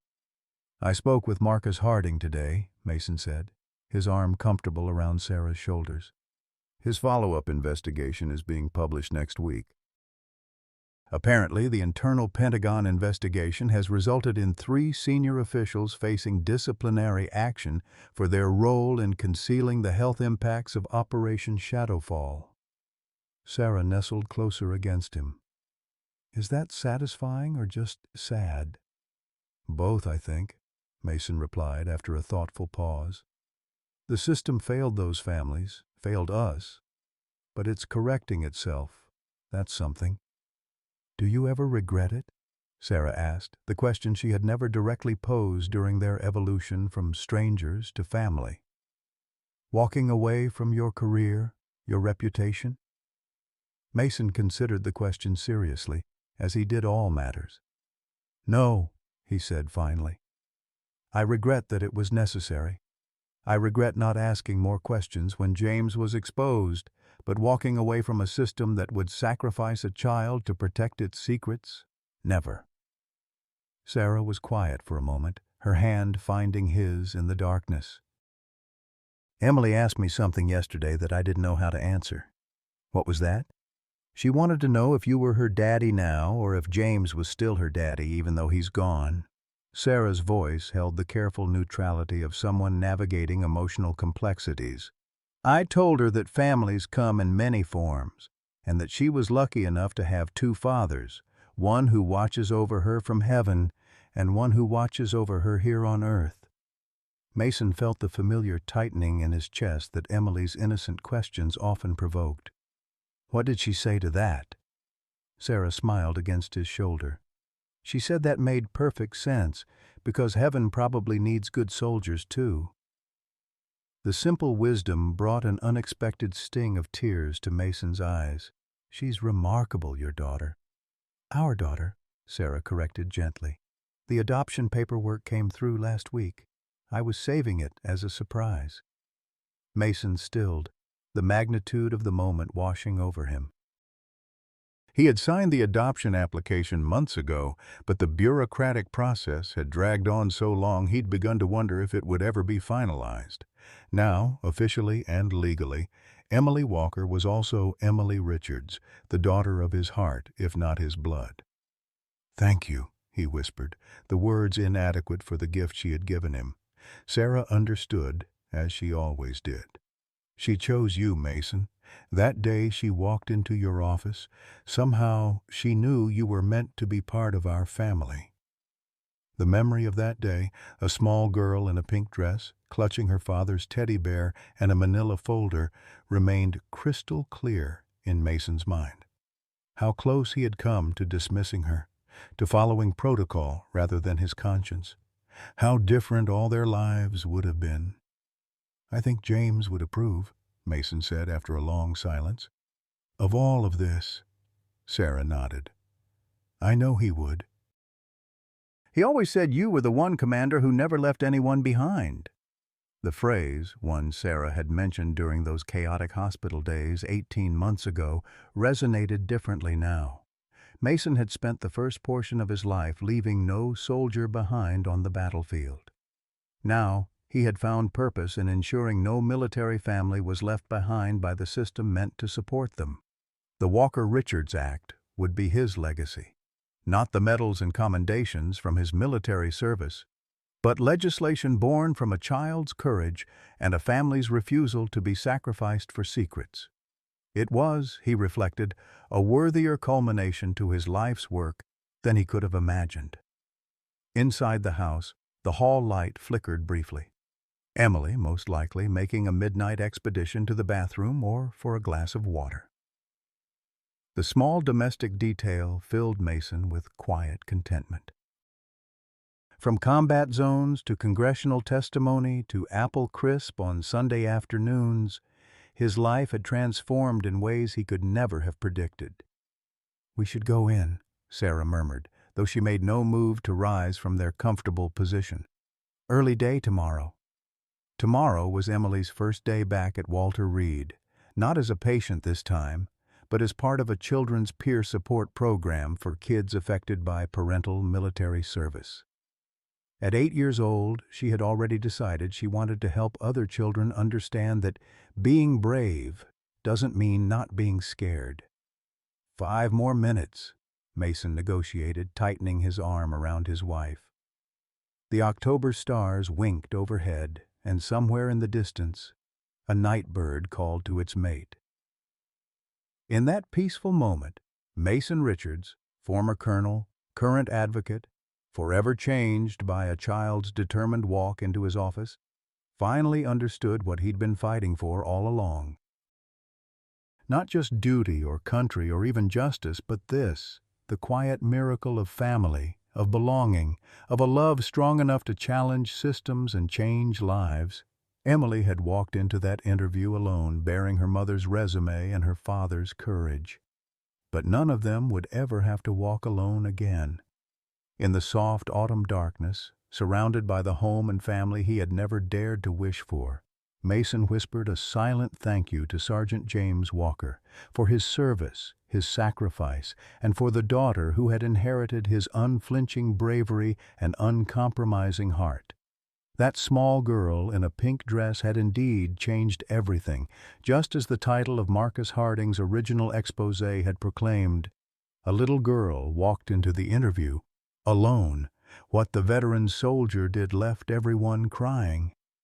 The tears had been real, tears of grief for what was lost, tears of rage at systemic failure, tears of determination during the fight for justice. But now, 18 months later, they had given way to different tears, those of healing, of gratitude, and of a family forged in the crucible of courage and truth. As Mason and Sarah finally rose to go inside, a shooting star traced a bright path across the night sky. A silent reminder that even in darkness, light finds a way to break through. Sometimes, life's most profound chapters begin when we least expect them. When 6-year-old Emily walked into that Veterans Affairs office, clutching her father's teddy bear, neither she nor Mason could have imagined the journey ahead. Like many of us in our golden years, Mason had thought his most meaningful work was behind him, his path set. But this brave child taught him, and can teach us all, that it's never too late for new beginnings, for second chances at family, for standing up for what's right, even when the cost seems too high. As we navigate our 50s and 60s, many of us feel invisible, wondering if our most significant contributions are in the rearview mirror. Emily and Mason's story reminds us that our wisdom, courage, and hearts are needed now more than ever. Whether it's advocating for healthcare justice, opening our hearts to unexpected love, or simply becoming the Uncle Mason someone needs, our third act might contain our most important role yet. Has someone unexpected changed the course of your life when you thought your story was already written? Or have you, like Emily, walked bravely into a situation that seemed beyond your years or abilities? Share your story in the comments below, because every one of us has the power to walk into a room and change lives forever.